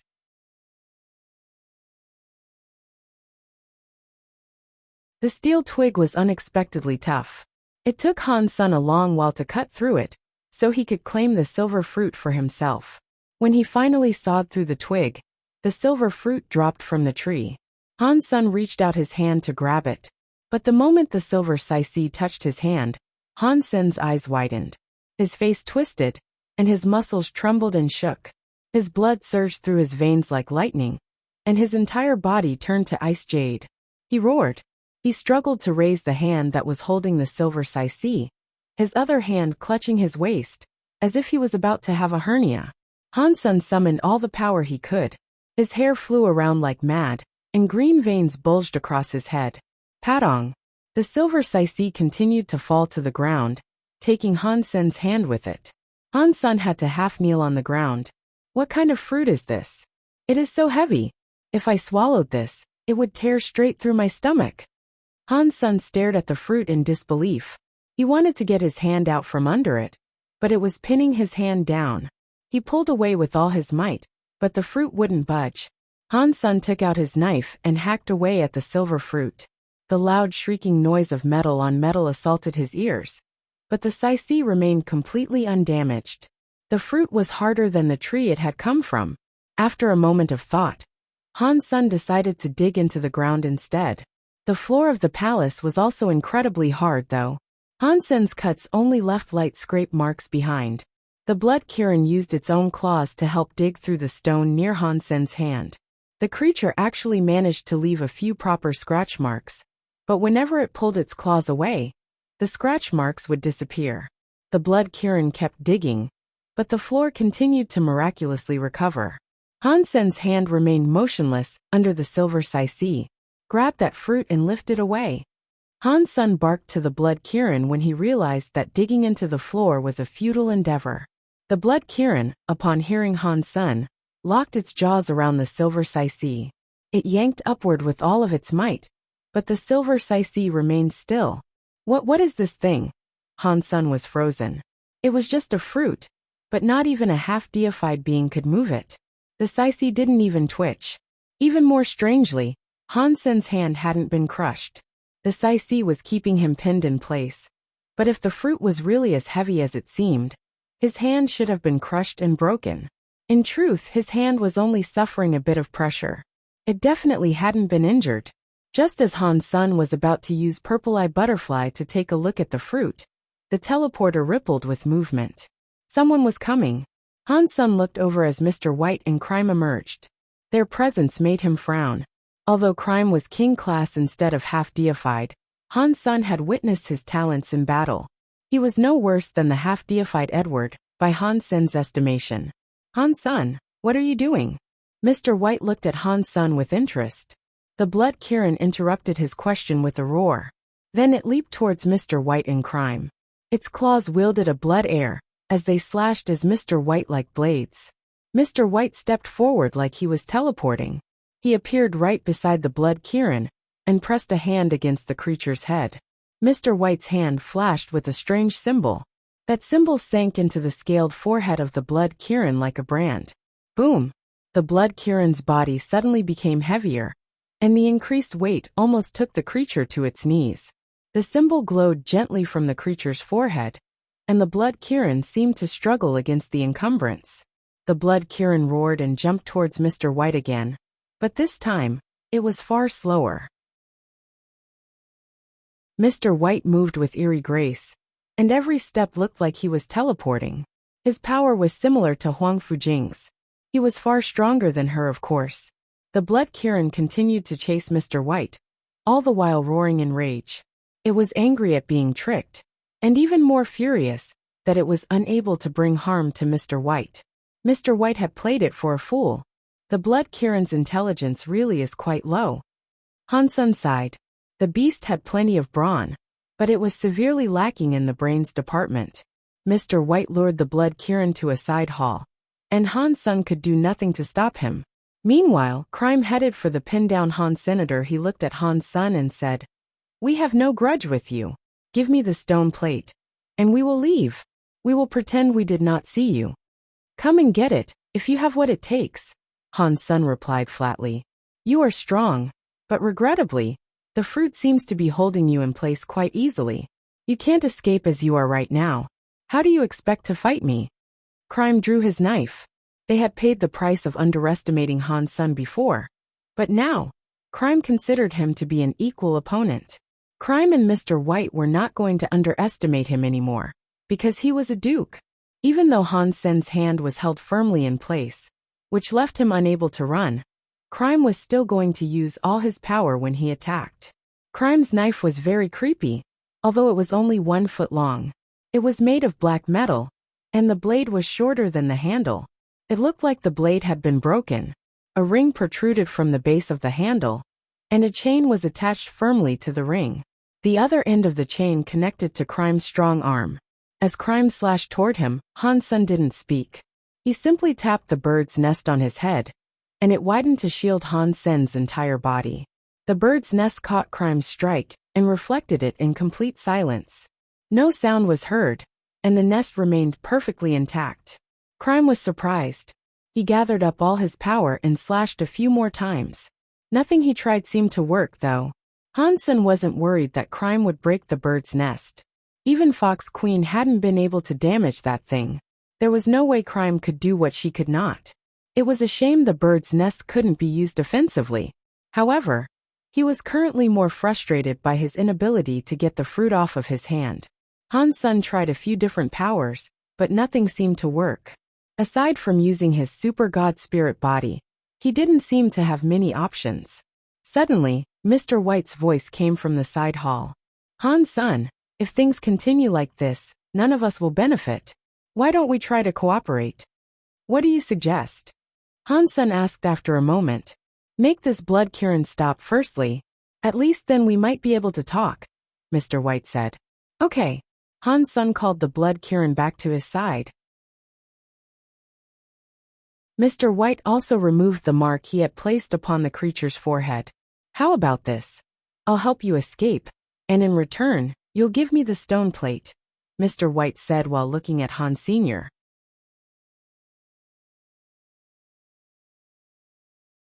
No, I will figure out how to get out of this by myself, Han Sen said coldly. Mr. White shook his head and smiled. That is no ordinary fruit, as you should be able to feel. It has you locked in place with no hope of escape. Even the strength of the blood Kirin wasn't enough to free you. You know about this thing? Han Sen frowned. Mr. White looked at the fruit tree and said, This tree is known as the Silver Treasure Fruit Tree. It is one of the 3 treasure fruit trees. It is a deified plant xenogenic. The legends say that all 3 treasure fruit trees are located in the sacred leader's own gardens. And those 3 are the only ones in existence. I cannot believe that we're standing right in front of one of them. After pausing, Mr. White went on to say, The 3 treasure fruit trees I've been talking about are the Bronze Treasure Fruit Tree, the Silver Treasure Fruit Tree, and the Gold Treasure Fruit Tree. They each have their own unique powers. The only one that matters right now is this one, the Silver Treasure Fruit Tree. As you can see, it has silver slices that are capable of suppressing one's soul. They exert force directly on the soul, bypassing the body completely. Because your soul is being locked down, it doesn't matter if you use every ounce of strength you possess. Your body will not be able to throw off the suppression. This does not just apply to someone like you either. And that doesn't just apply to people of your power level, either. Even a deified being couldn't free themselves from that suppression. After saying all this, Mr. White smiled. Of course, this effect only activates once the silver fruit has been touched. A deified elite would have the sense not to make physical contact with them. This thing cannot be eaten? Han Sen felt depressed. If he had known all of this sooner, he wouldn't have gone and picked up the silver fruit with his bare hands. Eaten? Mr. White looked as if he was going to burst out laughing. Unless you want your soul to be locked down forever, why would you ever think about eating one of those? Crime laughed too. You want to eat the silver fruit? I'm afraid I have to tell you that you are the only person in the entire universe who would think like that. Then what do the other fruits do? The bronze and gold ones? Han Sen asked. Han Sen didn't ask out of idle curiosity. If they had found the silver treasure fruit tree in this palace, then the others might be nearby. That doesn't matter. What matters is that you are currently suppressed by the silver slice. Without my help, you will be stuck here forever. The palaces here are all connected in one way or another. It is only a matter of time before Fox Queen finds you. Do you think she'll let you leave this place alive? Mr. White chuckled. Give me the stone plate, and we can explore this place together. I am only after one additional item. I will gladly share the rest. Realizing that he wouldn't be able to pry any more information about the bronze and gold fruits out of Mr. White, Han Sen had to ask, Then what do you want? I can't tell you that. I will need first pick after we find the items. It will not be a great loss to you. And it is better than Fox Queen finding you and killing you. Isn't that right? Mr. White said. If that's your offer, then you guys can leave. There is no need for us to cooperate, Han Sun said firmly. Mr. White frowned and said, "Do you really think Fox Queen will spare you? The shape-shifting foxes are known to be capricious. She might have been nice to you at one point in time, but that won't stop her from killing you now." "I know that, but I have my own plans. There is no need for you two to worry about it," Han Sun replied confidently. Crime wished to say something, but Mr. White stopped him. Mr. White looked at Han Sun and said, "I am good when it comes to restriction and prediction skills. I can help you avoid many risks. And I can also find the sacred leader's treasure quickly. Even if you aren't afraid of Fox Queen, being stuck here won't do you any good. You will have no choice but to sit there and watch Fox Queen treat herself to all the spoils. We can cooperate, but I must have the stone plate. I'll offer you the same deal but in reverse. I get to choose what I want first." Han Sun smiled. Mr. White went silent and smiled. "Okay, I will accept your terms." Han Sun was shocked. He didn't expect Mr. White to agree so quickly. Crime was shocked as well, and he said, "Mr. White, how could you?" "It's okay. Without the stone plate, we cannot access the real treasure, anyway." Mr. White waved his hand. "If you guys wish to cooperate, can you tell me how to get rid of this silver fruit?" Han Sun asked, looking at Mr. White. "It is not difficult. The silver fruit has the power to suppress souls. If it cannot feel your soul, then its suppressing power will be lifted. I have a Geno art that can seal a soul. I will need to seal your soul so that the fruit cannot feel you. If we do this, you will be free from it," Mr. White said. "I see. The more I struggle, the harder it becomes to get out," Han Sun realized. "If you understand, then we should not waste any more time. We need to get to the treasure before Fox Queen does. I will use the sealing soul technique to get you out of here," Mr. White said as he began walking forward to Han Sr. "Hang on." Han Sun held up a hand. The blood Kirin slid in front of Han Sun and presented its teeth to Mr. White. "Don't worry. I'm not that treacherous. If I said we will cooperate, I won't betray my own words and do something bad to you," Mr. White said. "Mr. White, you worry too much. I trust you, but I don't actually need your help." Han Sun suddenly stood up. He lifted his hand easily, picking up the sai and holding it before his eyes. Mr. White and Crime looked at Han Sun in shock, finding it difficult to believe their eyes. Han Sun was ignoring the silver Sai's soul-suppressing power completely. They found that hard to believe. Han Sun didn't know exactly what the silver Sai did, but learning that the fruit suppressed a person's soul had changed things. Avoiding the soul-suppressing effects of the silver Sai was actually quite easy for Han Senator. The Sea of Soul was different from the will of most ordinary creatures.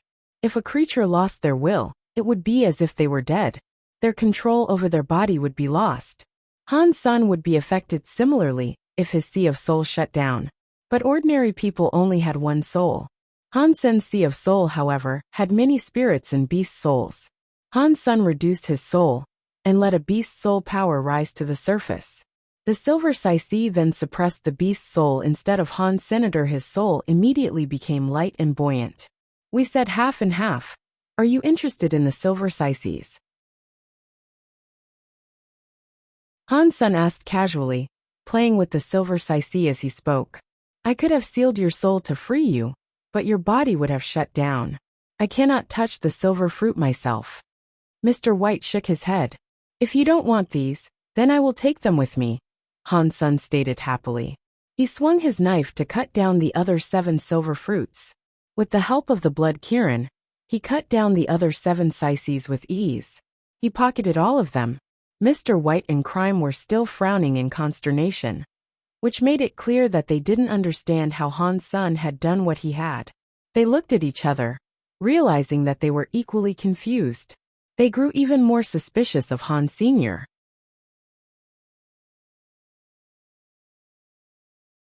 Creatures in the Geno universe only had one soul, but Han Sen's Sea of Soul held many beast souls. Since each silver Sai could only freeze one soul at a time, Han Sun used 8 beast souls to neutralize the Sai's. Han Sun played with the silver Sai in his hand and stroked the blood Kirin's head. He looked at Mr. White and said, "Which way should we head now?" Mr. White went silent for a moment. I don't know what these palaces are made of, but not even Fox Queen could force one open. We have to travel around the palaces using their installed teleporters. Each palace seems to possess 4 teleporters. The front gate and each of the side halls have a teleporter. The back hall has one too. That means every palace has 4 exits. What we don't know is how many palaces there are. I think there might be a way to find the right path to the leader's hidden stash though. Well, you're very good when it comes to calculations and restrictions, Mr. White. You must have the answer. Han Sun smiled. I have a few ideas, but I cannot be certain my assumptions are correct.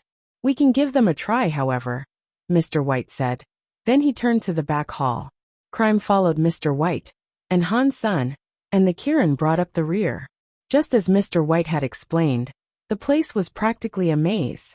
Han Sun wasn't very good with these sorts of puzzles, and it would have been very difficult for Han Sun to find the sacred leader's treasure by himself. If he walked around aimlessly, he would probably never find the treasure. And if he bumped into Fox Queen, that one encounter could be the end of him. Mr. White teleported out via the back hall. When Han Sun stepped out of the teleporter on the other side, he found himself in a big hall. The hall was just like the one Han Sun had come from. There were many statues and paintings there. Mr. White made a calculation, and he went to the side hall's teleporter. Han Sun wondered just how many palaces there were. This maze was far too complicated for him to navigate by himself. Mr. White made a calculation every single time they reached a new palace.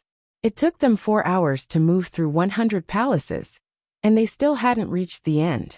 How long is it going to take for us to reach the treasure? Han Sun couldn't help but ask. Crime snorted in annoyance and said, Do you think calculating the right route is easy? If it wasn't for Mr. White leading us down the correct road, we would be teleporting into the wrong palaces and exposing ourselves to a great deal of danger. It wouldn't simply be a long trip at that point. We would struggle to survive whatever trials those other palaces threw at us. I wasn't complaining. I was just wondering how long it will take for us to get to where the treasure is hidden, Han Sun said in exasperation. Mr. White laughed and said, If I'm guessing correctly, we'll be reaching the first checkpoint soon. What does that mean? Han Sun asked. This was the first he'd heard about a checkpoint. After thinking briefly, Mr. White said, Even with us going down the correct road, there will be a few defensive systems that we'll have to bypass. For a treasure like this, there will be multiple protective measures in place. Our path is correct, yes, but we must also open the many locked doors to gain entry. I estimate that there will be 4 to 7 of them. I don't know exactly what form these checkpoints will take, of course.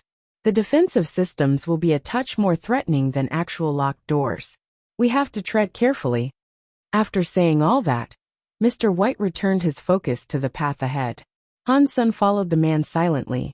After going through another 3 palaces, Mr. White arrived at a palace's main gate. It was there that he told Han Sun, If I'm correct, the next palace will be the first checkpoint of this maze. You are going to have to be a little bit more careful. After that, Mr. White traveled through the light. Crime followed him as well. The bird's nest was still sitting on Han Sen's head, and he also summoned the gold demon bug king by Sima before walking through the light. Just like before, Han Sun appeared in a palace after teleporting. This palace looked far different from the other 100 palaces they had visited though. This palace was circular, and the roof was shaped like a shield. A giant statue stood at the center of the hall, looking like some massive god that was clad in protective armor. Its head almost touched the roof above. Even though it was just a statue, the mere sight of it was terrifying. Looking at it made the observer want to submit to this deific figure, as if he was the center of the entire universe. Is this a statue of the sacred leader? Han Sun wondered as he observed the statue. Fox Queen had told him that the sacred leader always wore armor, and no one knew for sure whether it was a man or a woman. Mr. White and Crime had stepped out of the teleporter, but they did not go forward. When Han Sun and the Blood Kirin caught up with them, Mr. White said, Although it looks safe, we still need to exercise caution. The correct exit here is the front gate. We will have to walk past the statue. Mr. White stepped towards the statue, But Crime quickly ran in front of him. I will ensure the path is safe for you first. Han Sen really admired Crime. There were not many people left in that day and age that could remain so loyal and committed. Han Sen followed Mr. White, while Crime led the way from ahead. As they approached the statue's eyes suddenly lit up. The eyes gleamed like lanterns, showering the entire statue with light. Han Sen's group was suddenly standing in a spotlight. But while the light was bright, it didn't seem to be destructive. Hello children, welcome to my treasury, the statue boomed. Han Sen jumped slightly. Don't be afraid. This statue is only an extension of my will. It is not really me. The statue then went on to say, if you've made it this far, then that means I am already dead. The items here are now useless for me. I can give them to you, but first you must pass a test.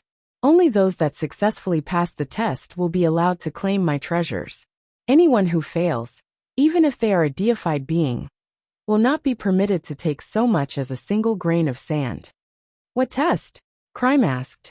The statue's voice was robotic. There were no emotional fluctuations in its tone, and it was impossible to guess its gender.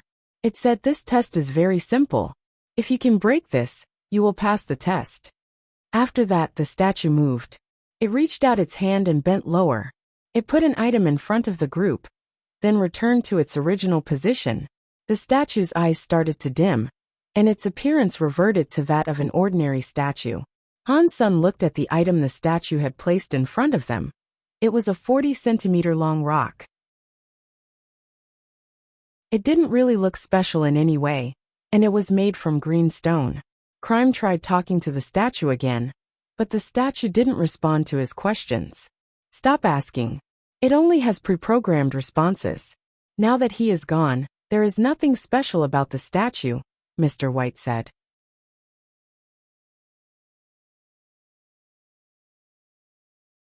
Crime approached the statue from the side, but it gave no reaction. So Crime walked in front of the main hall's gate. Nothing weird happened there either. Mr. White, if it isn't affecting us, should we just ignore it? Han Sen looked at the stone. Mr. White shook his head. The sacred leader left this item here on purpose.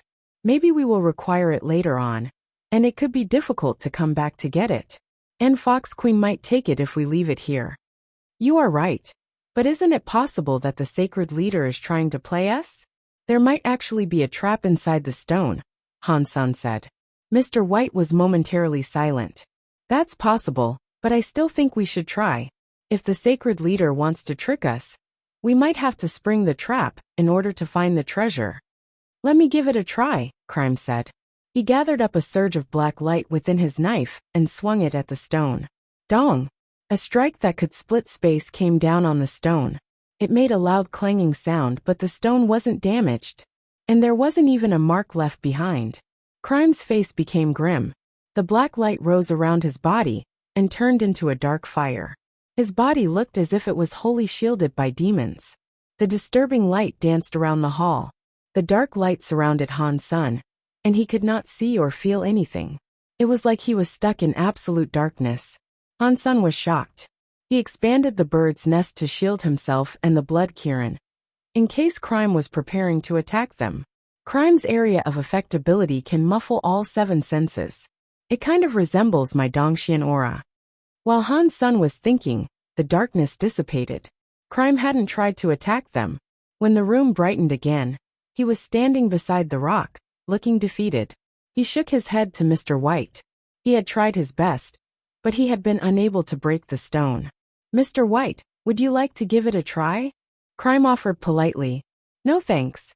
If not even your power was able to leave a mark on it, then this stone isn't something that can be opened by brute force, Mr. White said, then walked over to the stone to examine it. Han Sen put away his bird's nest. He walked closer to the stone and used his purple-eye butterfly to check the stone out. The history of the stone began to scroll back in Han Sen's vision, and after a minute or two, Han Sen jumped in surprise. The stone had originally been a bucket of viscous liquid, like cement. A demon-like creature was thrown into the liquid. No matter how much the demon struggled, it was unable to get out. The demon and that liquid were dumped into a mold. The liquid hardened over time until it became the stone in front of them. Hansen raised his eyebrow at the stone. Mr. White looked at it for a while and frowned. This stone seems to have a will of its own. A very scary will, at that. Perhaps that will is the key to breaking the stone open. Mr. White, what do you propose to do? Crime asked. Mr. White thought and said, let me use my soul sealing technique. I'll see if I am able to seal the will that's inside this thing. After that, Mr. White lowered his hand onto the stone, a strange symbol glowing on his palm. The symbol pressed against the stone, and the quiet stone was suddenly shaking like mad. A demonic, roaring noise came from it. It was terrifying. Under the glow of the symbol's light, the green stone started to bleed. The stone turned red. Pat! The symbol that Mr. White had branded onto the stone cracked and shattered, and then the stone returned to normal again. Mr. White was pale and trembling. Crime immediately moved over to put a hand on his shoulder and ask, Sir, are you okay? I am fine. Mr. White shook his head. The will inside that stone is so strong that not even my soul sealing technique worked. I'm afraid that this will belongs to a deified being. Upon hearing those words, Hansen smiled and asked, Mr. White, if I am able to break this stone, can I have whatever is inside? We are cooperating, so we will have to share, of course, Crime said coldly. Mr. White, however, seemed to have thought of something. He smiled. If Hansen can open it, then it would be a waste to leave it here. If you can open it, then the item inside is all yours. If it is useful, I hope you will use it to help us when the time demands it. Of course. Hansen walked in front of the stone. He pulled out a silver sicey and placed it on the stone. Then he stepped back. Hansen used his mind to self-destruct the beast's soul he had linked to the sicey.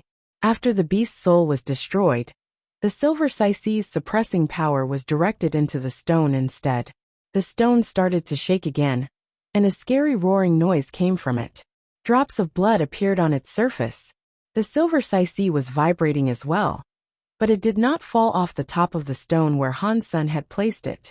It looks like the leader left the silver treasure fruit tree in the palace earlier on purpose. It was not a random placement. It was put there so that this stone could be broken. It is fortunate Hansen brought the silver siceys with him. Otherwise, we'd have had no hope of opening this stone, Mr. White said. While they were talking, cracks began to spread across the stone's surface.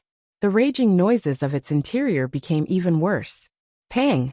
Suddenly the stone exploded. Chunks of red rock flew in every direction. When the dust had settled, Hansen walked over to the site of the explosion and picked up an item. It was a green crystal orb.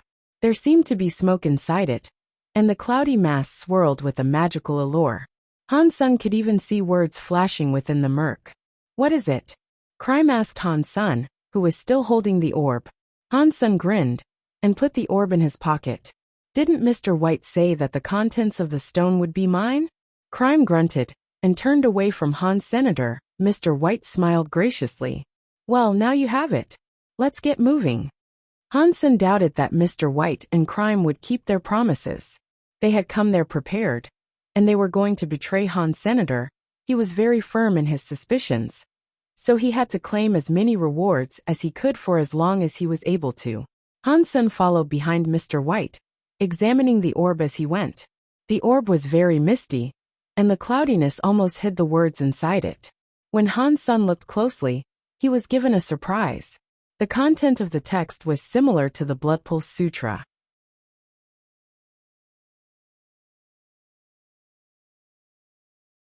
Hansen was shocked. Ghostbone Town had a statue of the human emperor, and now he had found a Geno art that had a connection to the Blood Pulse Sutra. What was the relationship between the human emperor, the sacred leader, and Blood Legion? Hansen couldn't figure it out, but reading the Geno art inside that red and misty orb made Hansen happy. Since Hansen had begun practicing the Blood Pulse Sutra, he had thought that it had little utility in the arts of combat. The most useful aspect of the Geno art was the mere fact that he could pass on his stronger genes to his descendants. But as he looked over the Geno art inside that orb, Hansen could see another branch of possibilities shooting off from the Blood Pulse Sutra. The Geno art inside the orb was of the same type as Blood Pulse Sutra, but it wasn't identical. It was like a comparison between a flower and the individual leaves on the stem. They might have grown together, but they were different from each other. If the Blood Pulse Sutra was the flower, the Geno art inside the orb was a leaf. The duty of the flower was to bear fruit. The leaf, however, was for breathing. The metaphor might sound beautiful and gentle, but the Geno art was actually very cruel. The Geno art inside of the orb could steal the blood of other creatures. The skill could plunder the blood pulse of an opponent to provide nutrition for the user. The opponent would lose their own blood pulse power and end up as a dull creature, sapped of vitality. But to Han Sun, that savagery was merely a part of life. The Geno art functioned on the same rules of natural selection that govern the sanctuary. In the sanctuary, life was about plundering what other creatures offered in order to make oneself stronger. The Geno art was obviously a more direct approach to that goal. Han Sun thought of Dragon 8, whom he had once fought. If Han Sun wanted the man's gold dragon body, he would only have to use this new Geno art to steal the dragon's blood pulse. By doing that, Han Sun would steal the gold dragon body for himself. It was a very simple process. If that Geno art went public in the universe, Han Sun would be an enemy in the eyes of all. No race would allow their blood pulse to be stolen by another. Han Sun memorized the Geno art, which was called Blood Pulse Plunder. He swore to himself that he would never allow anyone else to learn of the Geno art's existence. If anyone learned that he possessed such a dangerous skill, no one would come near him. Because Han Sun had the Blood Pulse Sutra as a base, he didn't need to practice Blood Pulse Plunder. He could use it immediately, although his lack of experience with the skill would keep him from being very adept with it at first. Both of the skills were the same at their core. Pat. Han Sun memorized all of Blood Pulse Plunder, searing it into his memory. Then he crushed the green orb in his hands. Keeping it with him would be dangerous. It was best to destroy it now, and not leave any evidence behind. But when the green orb was crushed, the blood smoke ran into the tips of Han Sun's fingers. The smoke sank through his skin until it reached his blood vessels and blood. Han Sun tried to stop it, but nothing seemed to work. The Blood Pulse Sutra's power and the blood mist were one and the same. They melted together immediately, and they refused to separate. Blood Pulse Plunder started to run. The process was so smooth that Han Sun felt as if he had already practiced it 1,000,000 times. Whoever left this item behind was a very scary person. He seems to have known that the person who found the orb would destroy it. The red mist was prepared to aid a learner with the practice of Blood Pulse Plunder.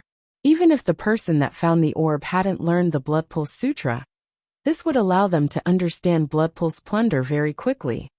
Han Sun was shocked. Whoever designed the orb had clearly understood psychology quite well.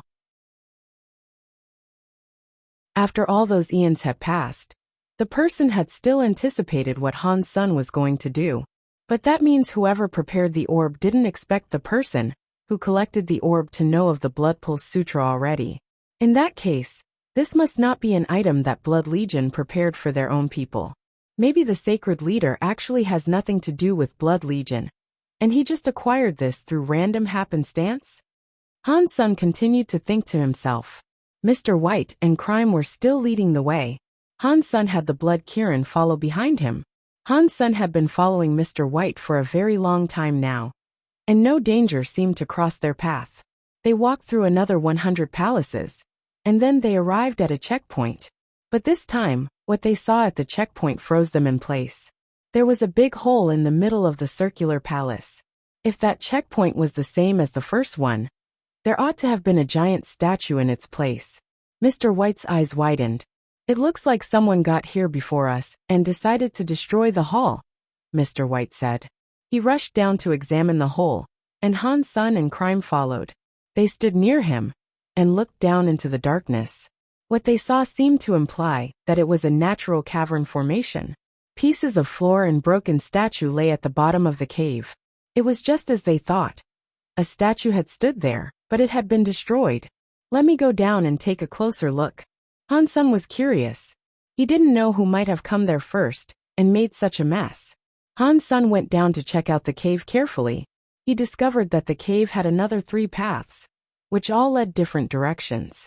Crime and Mr. White ventured down as well. Mr. White looked at the pile of rubble that once formed the statue. The statue has been broken, and whatever gift it had for us is gone. I cannot be sure who took it though. The broken statue can no longer speak, either. So whatever message it had is lost to us. What do we do now? Should we stick with the plan? Or check out where these tunnels might lead? Han Sun stared down one of the stone tunnels. Suddenly, the sound of an explosion erupted from the cave.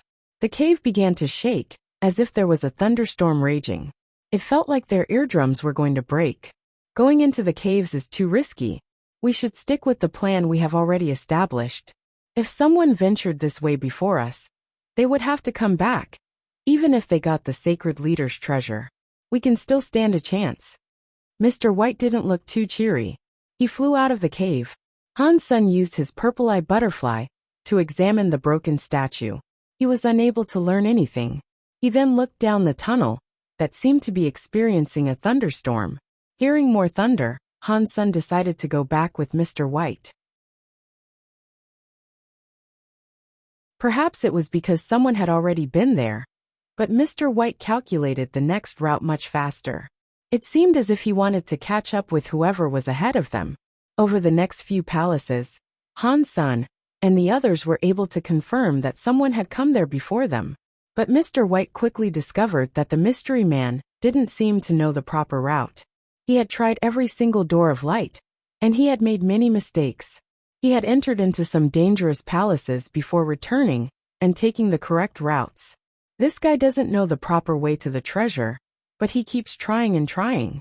He has made it an impressive distance into this maze. That means the person is very strong, and he has been here for a very long time, Mr. White said with a frown. That should be impossible. Before we entered the portal in that tree, the door was locked. Without Han Sen's stone plate, how did he manage to gain access? Crime asked with suspicion. Mr. White merely shook his head. He didn't know. Han Sen didn't say anything, either, and he just followed Mr. White. Reaching the third checkpoint took them an hour less than it had taken them to reach the second checkpoint. Han Sun carefully entered the third checkpoint and stopped dead. His eyes opened wide, and he almost screamed.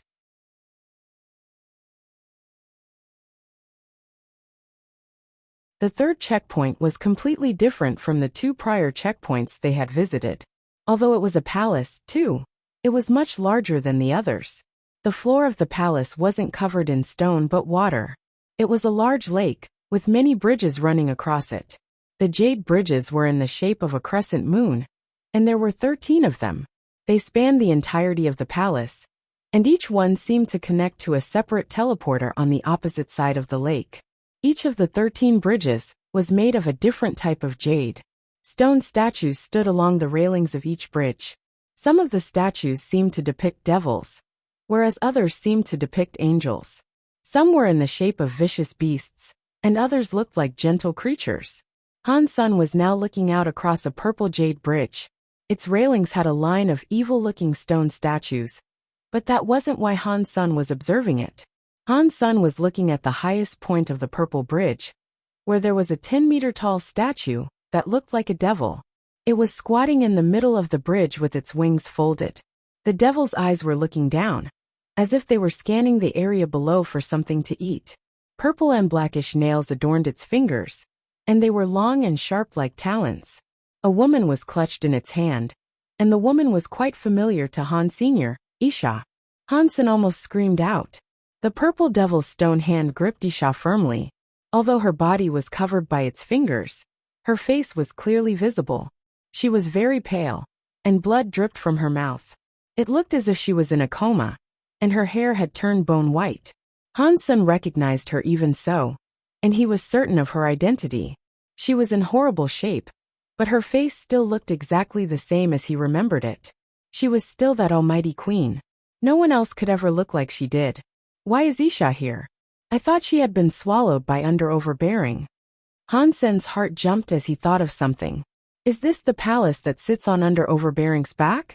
Thinking of this possibility, Han Sen's heart started to pound like mad. No wonder the sacred leader wasn't afraid of people stealing his treasure. He invested a lot to secure his possessions. My queen! Han Sun shouted to Isha from across the bridge, hoping to wake her up. He could tell that she wasn't dead. Han Sun imbued his voice with a sonic wave, but the call prompted no reaction from her. Stop shouting. Even if a deified elite was shouting at her, she wouldn't be able to hear the call, Mr. White said. Ah, I see. Han Sun looked at Mr. White and bowed. Mr. White pointed at the Jade Bridge and said, "These 13 bridges contain 13 different powers. Stepping onto a bridge locks you onto it. This must be the other test that was left behind by the sacred leader. We are going to have to choose the right bridge, if we are to go through this safely." What is the power of that bridge? Han Sun pointed at Isha's purple jade bridge. If I'm not mistaken, then the devil's statues on the bridge are the legendary Hell Ghosts. The statue at the center must be Hell Ghost King. It represents hell power, Mr. White said, looking at the bridge carefully. Is hell power a death element power? Han Sun asked. Mr. White shook his head. Hell is where the dead go, according to the legends, but hell is not actually associated with the death element. It is another branch of space and time. You can understand it this way. Hell is another dimension that exists separately from our world. The axis of space and time is different there than in our world. So hell power comes from that difference in dimensional structure. It is not about death or darkness. Then how do we save her? Han Sun asked. Mr. White pursed his lips. Aside from forcing our way through, I cannot think of a way we can. Space and time are very mysterious elements that are extremely difficult to control. The legends say that the sacred leader mastered space and time powers. Knife was unlucky to select the Jade Bridge that is aligned with those energies. Han Sun frowned. If Isha had failed to force her way across the Jade Bridge, then that meant it would be even more difficult for him. After all, most of Han Sun's Geno arts were marquees. His fighting power wasn't as strong as Isha's half-deified abilities. Han Sun looked at Isha in the grip of the devil's hand, and when he looked closer, he saw that the devil's nails were actually digging into Isha's flesh. Ever so slowly, Isha continued to bleed. The blood ran across the statue's nails, and the tips of those nails were dyed red. If that continued, Isha wouldn't have much time left before she bled to death. The power of the Hell Bridge blocked Han Sun's connection with Isha, so he could not determine her life force. But he could see clearly that she didn't have much time left. Mr. White examined the 13 jade bridges, and then came back. He made a number of calculations. Han Sun thought he must have been trying to pick the jade bridge they could all cross safely. But quickly Mr. White's face started to look gloomy. These 13 bridges are dead ends. They all have a scary power guarding them, so none of them can be crossed safely.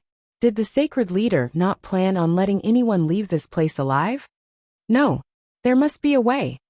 Mr. White started to sweat. His fingers flashed with a symbol as he continued to make his calculations. Han Sun's eyes kept drifting over to the purple jade bridge.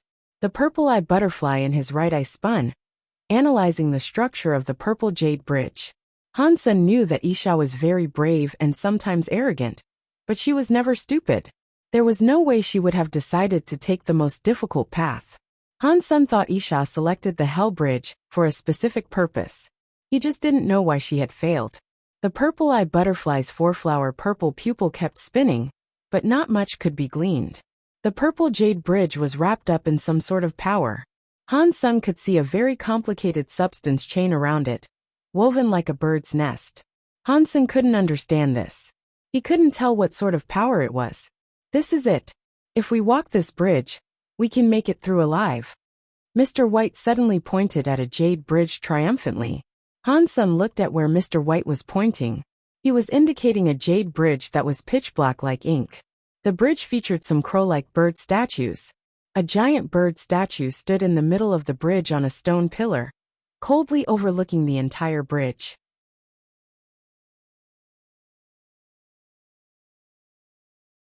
Mr. White explained, "That bird is called the death crow.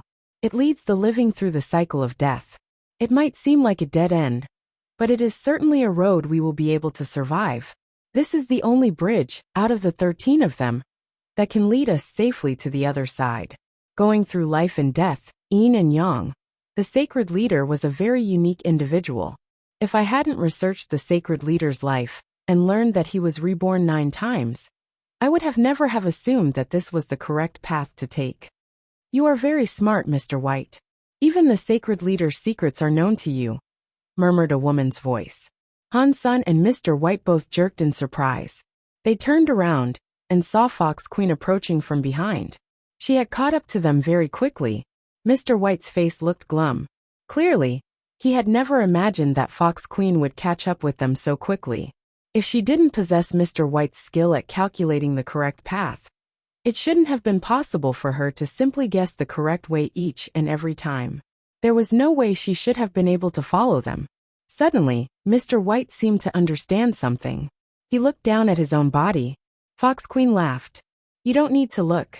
I left a spray on you, a specific scent that only a shape-shifting fox could follow. Fox Queen then ignored Mr. White, who was now looking green in the face. She stared at Han Sr. Good brother, we meet again. Did you miss your big sister? I sure missed you. Han Sun was gripping the bird's nest tightly as he started to step away. He was next to the Hell Bridge. He smiled at her. I missed you, big sister, but I would have been happy never seeing your face again. Fox Queen smiled and said, in that case, you must be disappointed. But since we're both already here, shouldn't you do something nice for your big sister, who cares so much about you? You want this, you mean? Han Sun pulled out the stone plate. He held it comfortably in one hand. Fox Queen's eyes brightened and she smiled. Little brother, you really do understand your big sister so very much. You are so cute. I really didn't want to brutally murder you. If you give it to your big sister, how about I keep you alive? Sure, but if you want it, you will have to chase me. If you catch me, I will give it to you, Han Sun said. Then he stepped onto the Hell Bridge with the blood Kirin. The muscles in Fox Queen's face tensed, but it was too late to stop Han Sun now.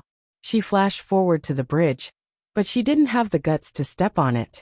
Mr. White was shocked and he shouted, come back. You cannot go across the Hell Bridge. Mr. White knew he was wasting his breath though. The Hell Bridge meant hell power, and just like he had explained, it was a force from a different dimension. The moment Han Sun had stepped onto the bridge, he had entered a new dimension. No matter how loudly Mr. White shouted, he knew Han Sun couldn't see or hear him anymore. Mr. White, is there any way we can walk this bridge? Fox Queen was staring at Han Sun and the blood Kirin. Even deified elites might die there. Do you really think he can pull through? Mr. White had a wry smile. What a shame. Fox Queen looked at Han Sun and sighed. She didn't know if she was feeling remorse over the loss of Han Sun himself, or the stone plate she coveted. Mr. White, you can go on ahead. Fox Queen said distractedly, gesturing dismissively at him. Mr. White felt glum. He looked at crime, then at the black bridge of life and death. Fox Queen watched Han Sun for a while longer, then stepped onto the life and death bridge. When Han Sun had stepped onto the Hell Bridge, his vision changed almost immediately.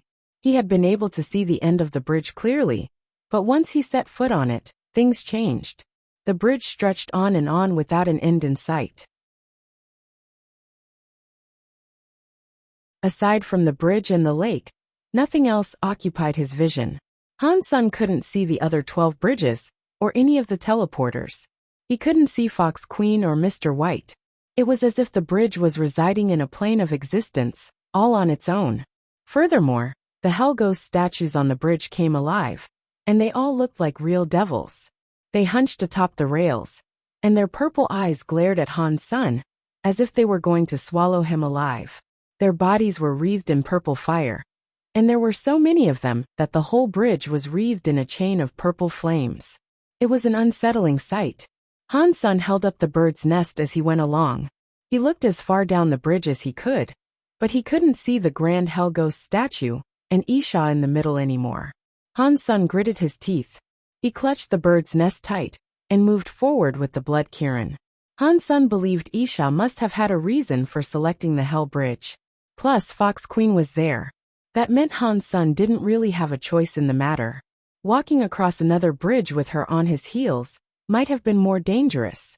Han Sun moved slowly down the bridge, holding the bird's nest defensively. The Hell Ghosts atop the rail continued to stare at him, their eyes following him as he walked. They leered at Han Sun and the blood Kirin. Perhaps they were scared of Han Sen's bird's nest, And that was why they had decided not to follow. They simply stared at the pair. Han's son walked along the bridge for a while, but he soon started to feel poorly. Han's son had the bird's nest protecting his body, but he noticed that something ominous was still happening to him. The bird's nest is unable to block the Hell Bridge's power? Han's son looked down at his body, and also the body of the Blood Kirin. He frowned. He and the Blood Kirin were dyed purple. The further he walked, the deeper the color became across his skin. The Blood Kirin had previously looked red, but not even it could block the dyeing effect of that purple color. Although Han's son couldn't tell how the purple air might affect their bodies, it obviously wasn't something that boded well. Han's son stopped. He used his Blood Pulse Sutra and his jade skin, but he couldn't remove the purple air from his skin. And although they had stopped, the purple air continued to grow stronger. Han's son summoned his gold demon bug king Bysema, but that proved to be useless too. The purple air was still able to penetrate the gold demon bug king Bysema and dye him and the Blood Kirin. Han's son looked at the egg that the little red bird had turned into. There was no purple air permeating it, and that made Han's son feel a little relief. If the little red bird's egg wasn't infected, then that meant there might be a way to deflect the force. It wasn't invulnerable. Han's son looked back and noticed that he could no longer see the way he had come. There was no end, and Han's son gritted his teeth.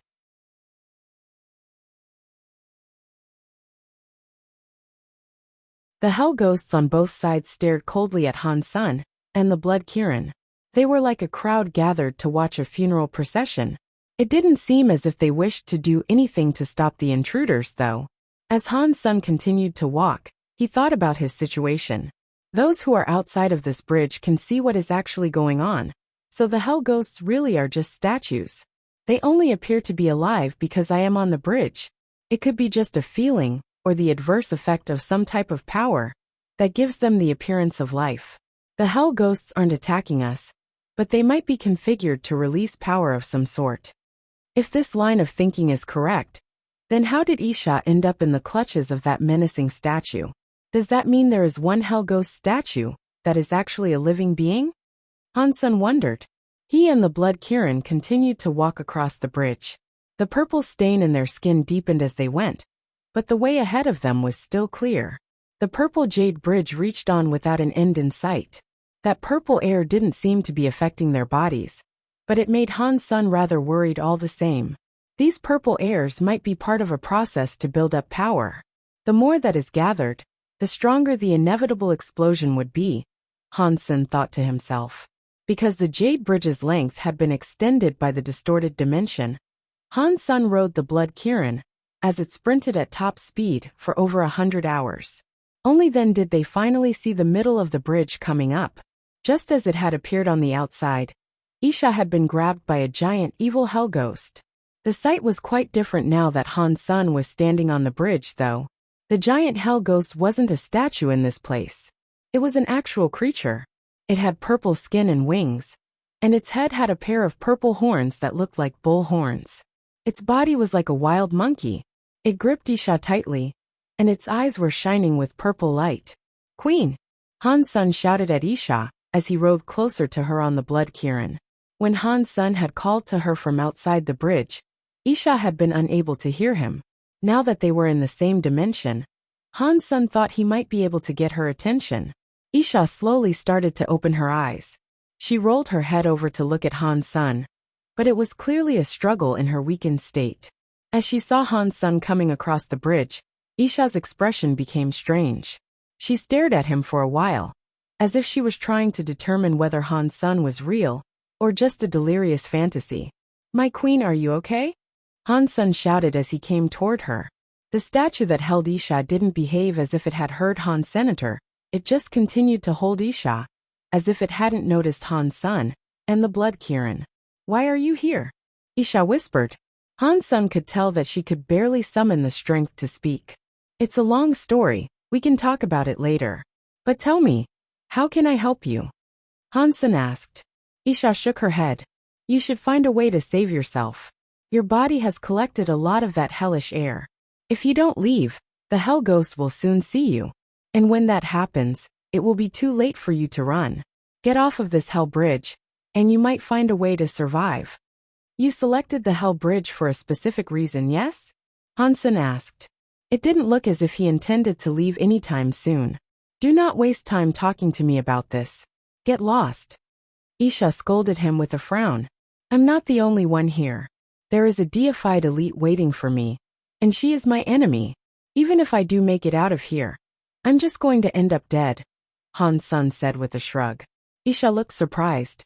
She quietly said, You are a magnet for trouble. Whatever then. Since you are here, let's try something out. Maybe we can both live through this. My lady, you have a way to get out of here? Han Sen asked. Isha smiled and said, I selected the Hell Bridge, so I could use the Hell power to activate my rebate elder blood. That way I could become deified. But I failed. Since you are here, perhaps you can help me try again. The success rate is low, but it is certainly worth a try. How do I help? Han Sen quickly asked. Isha took a deep breath and slowly said, I told you before. Our rebate elder used to be a servant for an important person amongst the extreme king. That man was called Hell King. He had a Hell God body, and it possessed an intense Hell power. Isha began coughing, and had to take a deep breath before continuing her speech.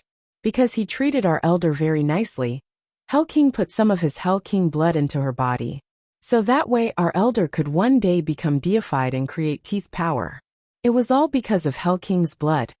Regrettably, the Hell King blood I possess is too weak. The rebate elder was given a powerful gift, but she didn't possess the blood naturally.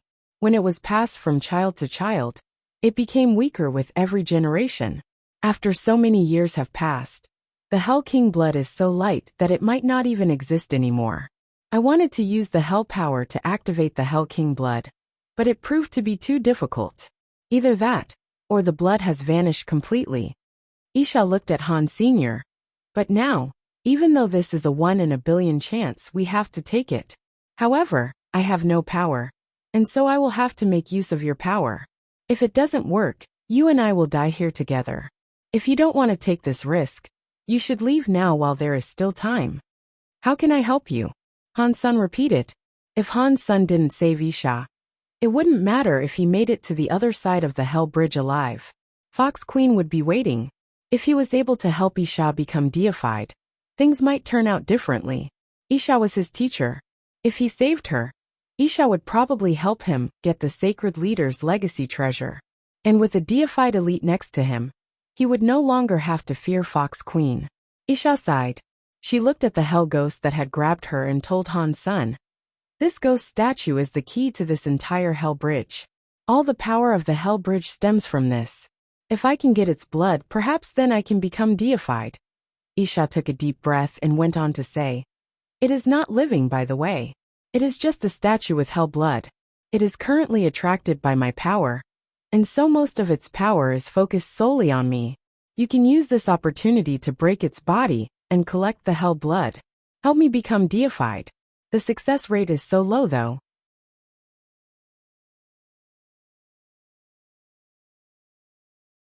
Plus, I know that there is Hell blood in the statue, but I don't know where it is concentrated. And since you are still so weak, I'm not even sure you can damage it.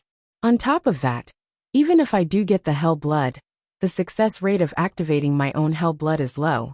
That is why I have told you it is a 1 in a billion chance. If you have a method of escape, I suggest you make use of it now. By the time Isha finished speaking, her face had grown even paler. Han Sen turned to face the statue, then he activated his purple eye butterfly. If he wanted to live, he needed Isha. He didn't want to watch her die either. If there was a way to save her, and resolve his own dire situation by extension, he wanted to try. It was killing 2 birds with 1 stone. But as Isha had said, it was a dangerous thing to attempt. If they failed, there was a very high chance he could die. If Han Sen's strike didn't work, the ghost statue might attack him in return. Fortunately, Han Sen had the bird's nest to defend himself. With a shield like that, he didn't have to be afraid. Plus, he had the blood Kirin. Even if his own power couldn't break the body of the ghost statue, the blood Kirin's strength might be enough. But before he could allow the blood Kirin to attack, Han Sun first needed to locate the hell blood inside the ghost statue. And when he had located it, he had to ensure success in a single hit. He didn't know if he would be given a second chance. The purple-eyed butterfly kept analyzing the ghost statue. Han Sun detected many mysterious substance chains wrapping around and through the statue. Those substance chains were very complex, and they were difficult to understand. But Han Sun didn't have to understand how the ghost statue was made. All he had to do was locate the point where the hell blood was stored. Through the Dongxian aura and purple-eyed butterfly's combined analysis, Han Sun's eyes eventually brightened. It's there. When Han Sun looked at the ghost statue's eyebrow, he noticed there was an extra tight substance chain. The purple substance was so thick that he could not detect a single seam. Blood Kirin, attack here. Han Sun lifted his Thunder God spike and took aim at the ghost statue's eyebrow. The Blood Kirin was carrying Han Sun, and the beast glowed with red light. Blood air swirled around to cover its entire body. It loosed a thunderous roar before leaping up at the ghost statue's eyebrow. Isha was surprised as she watched her student. She was too weak to participate, and it was only now that she noticed the beast that Han Sun was riding. It was a scary half-deified being, she could tell. It wasn't an ordinary half-deified creature, either.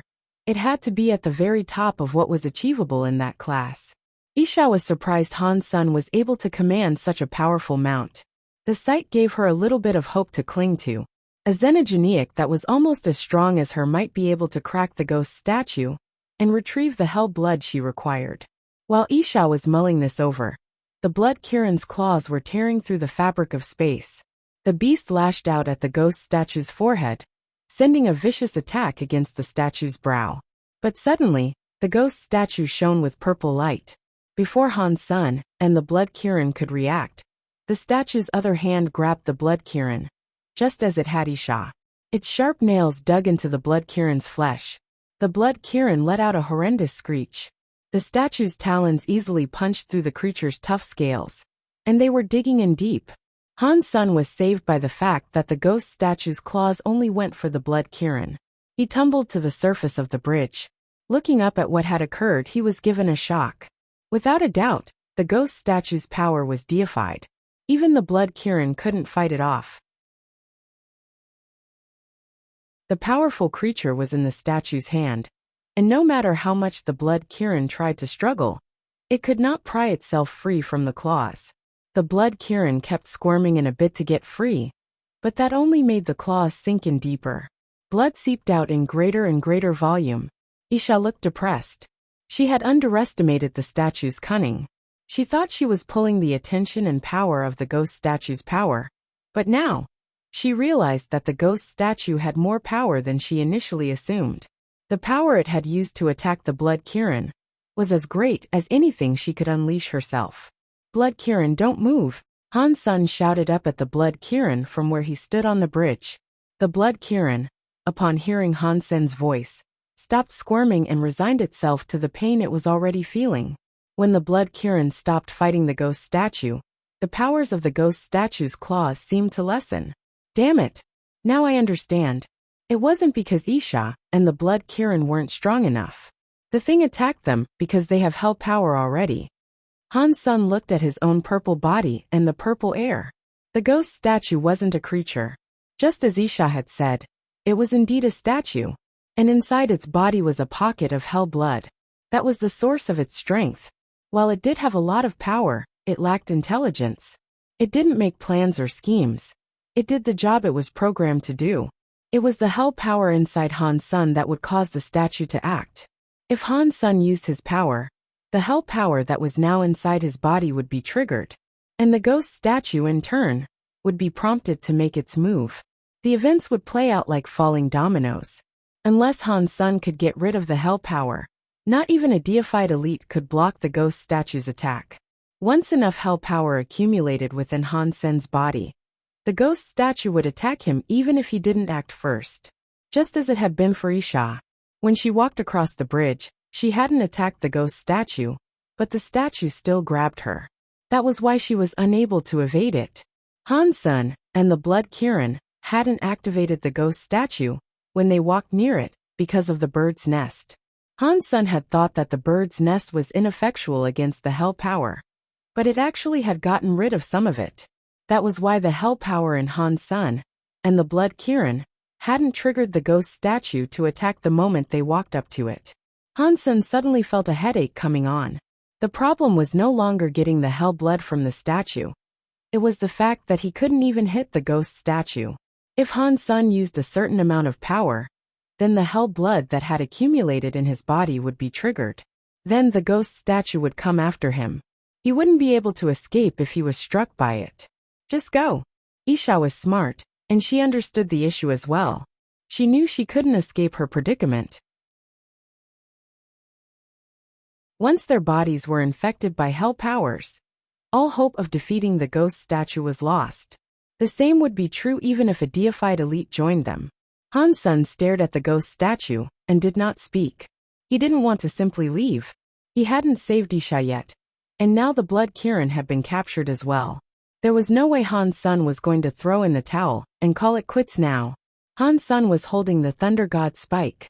The wings on his back flashed, and he teleported in front of the ghost statue. But the instant he got close enough to strike, the fist that was holding Isha slammed into him. Pang! Han's son used the bird's nest to protect himself, but he was still sent flying. He flew in a long arc that ended with a crunching impact with the hard surface of the bridge. Han's son's body was like a meteor thudding into the earth. He might not have broken the bridge, but the same could not be said for his body. He coughed, and blood sprayed the ground in front of him.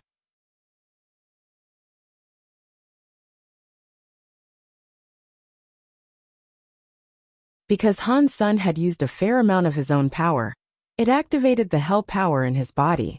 The ghost statue came to life and flapped its wings.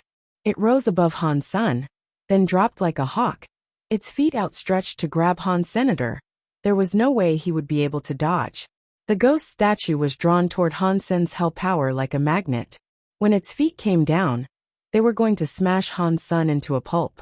The statue fell, and its claws closed around Han's senator Dong. The ghost statue's claws grabbed the bird's nest and tried to crush it. They failed. Hidden safely under the bird's nest, Han's son felt a modicum of relief. If the bird's nest was able to withstand the attacks of the ghost statue, then that meant he had a chance to fight back. Perhaps being under the cover of the bird's nest calmed Han's son's hell power. Regardless of the reason, the ghost statue released the bird's nest and returned to its spot atop the pillar. Han's son spent a while thinking. He cast his Jadeskin power and threw a punch at the ghost statue. Jadeskin's power might be perfect for this work. Perhaps using that power wouldn't trigger the hell power within Han's senator. Maybe he could avoid waking up the ghost statue. But that line of thought soon proved to be naive. As soon as Han's son teleported, he was sent flying again. Fortunately, he had the bird's nest to absorb some of the blow. With its help, he was able to avoid death once more. But even so, Han's son was still bleeding a lot by this point. Teeth power. Suppress evil. Turtle skill. Under the sky knife skill. Lone bamboo's sword skills. Thunder power. Fire power. Ice power. Han's son used all the powers he could remember, but each one proved to be useless. No matter what power he summoned, the ghost statue would break it. Han's son couldn't touch the horrid thing, and it kept tossing him aside like a toy. If it wasn't for the aid of the bird's nest, he would have been killed many times. Even with the bird's nest for protection, his impacts with the bridge had injured him. His wounds might not have been as bad as they looked, but they did look very bad. Stop trying. Just go. Isha growled. She was feeling a complex mixture of emotions. Han's son had that bird's nest for protection, so he had some measure of protection from deified attacks. If there was a deified elite around, though, his ability to escape wasn't guaranteed. But Han's son was taking so many risks in his attempts to free her that Isha couldn't help but feel touched. Isha didn't believe she had treated Han's son all that well. She had simply given him resources. And she had only taken him as a student because of a bet she had once struck with a psychic. It was only afterward that she realized that having Han's son as a student wasn't all bad. When she realized that she had a student who would fight for her in a situation as dire as this, it was difficult not to feel touched. Isha would never have considered that Han's son might be doing this because he didn't want to lose an advantage. Her life being at stake was only a small part of it. Han Sun wasn't going to lose Isha and a half-deified blood Kirin. That was why he kept trying and trying. He didn't want to lose so much. Han Sun had the bird's nest, so he wasn't going to die easily. That's why he kept trying. But the results of his attacks were not encouraging. Han Sun tried every trick in the book, but none of his powers could overcome the ghost statue's power. The ghost statue responded to hell power far too well. It was like cause and effect. If Han Sun had hell power, it meant he was going to get hit by the ghost statue. There was no other possible outcome. In all his attacks, Han Sun hadn't touched the ghost statue's forehead once. Thinking about getting the hell blood out of the ghost statue's forehead was useless, because he couldn't. As Han Sun kept trying and getting knocked back, even his armor was dyed red by the blood that spilled from him. Isha's expression looked pained.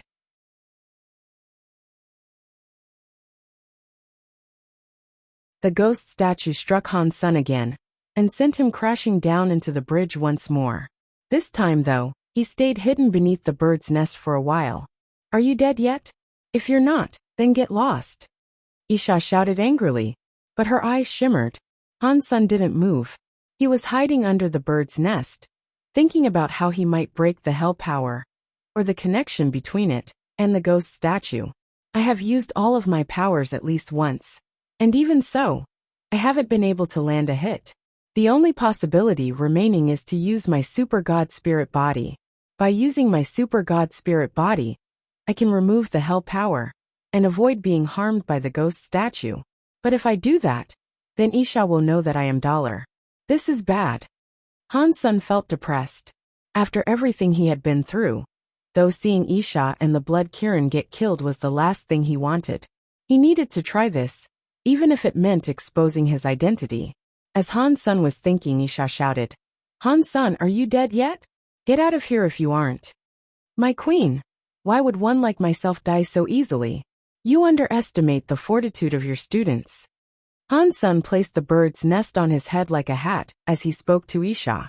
His body and face were drenched in blood, and with the bird's nest on his head, although it was a very sober situation, it looked rather funny. Isha's lips were shaking, but after a brief while, they returned to a cold stare again. She looked at Han Sun, opened her lips and sprayed spittle at him. Drops of blood fell down on Han Sun like rain. Han Sun was surprised, and he wasn't quite sure what Isha was doing. Dongong. Within that sprinkling of blood, something landed on the bridge in front of Han Senator. Han Sun took a closer look. It was a red sewing needle. It was thinner than a hair, and it was around the length of a finger. What is this? Han Sun picked it up. He thought that something about the sewing needle was very unusual. It felt like it was made of bone rather than metal. It was very small, but it was hollow inside. It was more like a needle for injection than a sewing needle. When Han Sun lifted the bone needle, he felt it summon power inside his body. His energy started to circulate. Han Sun stared with wide eyes. The power that was running was Blood Pulse Plunder, which he had learned not so long ago. Isha said quietly, most of the items I brought along with me were destroyed. This is a small item I managed to obtain from a broken statue. Take it as a souvenir and go. Upon hearing that, Han Sun suddenly became very happy. The statue you mentioned, is that the one in the ruined palace? Stop wasting fucking time. Get out now. Even if I die, you have to reclaim Planet Blade. Take care of my palace, because I don't want anyone to touch my stuff, Isha snarled. You're tuning in to the Li Mei's Wuxia Whispers YouTube channel. We're so grateful for your support, and don't forget to subscribe to join us on this incredible journey through captivating stories. Your generosity through donations truly makes a world of difference, as it's the primary source of revenue that allows me to expand and enhance this channel for you. Thank you from the bottom of my heart for being a part of this adventure.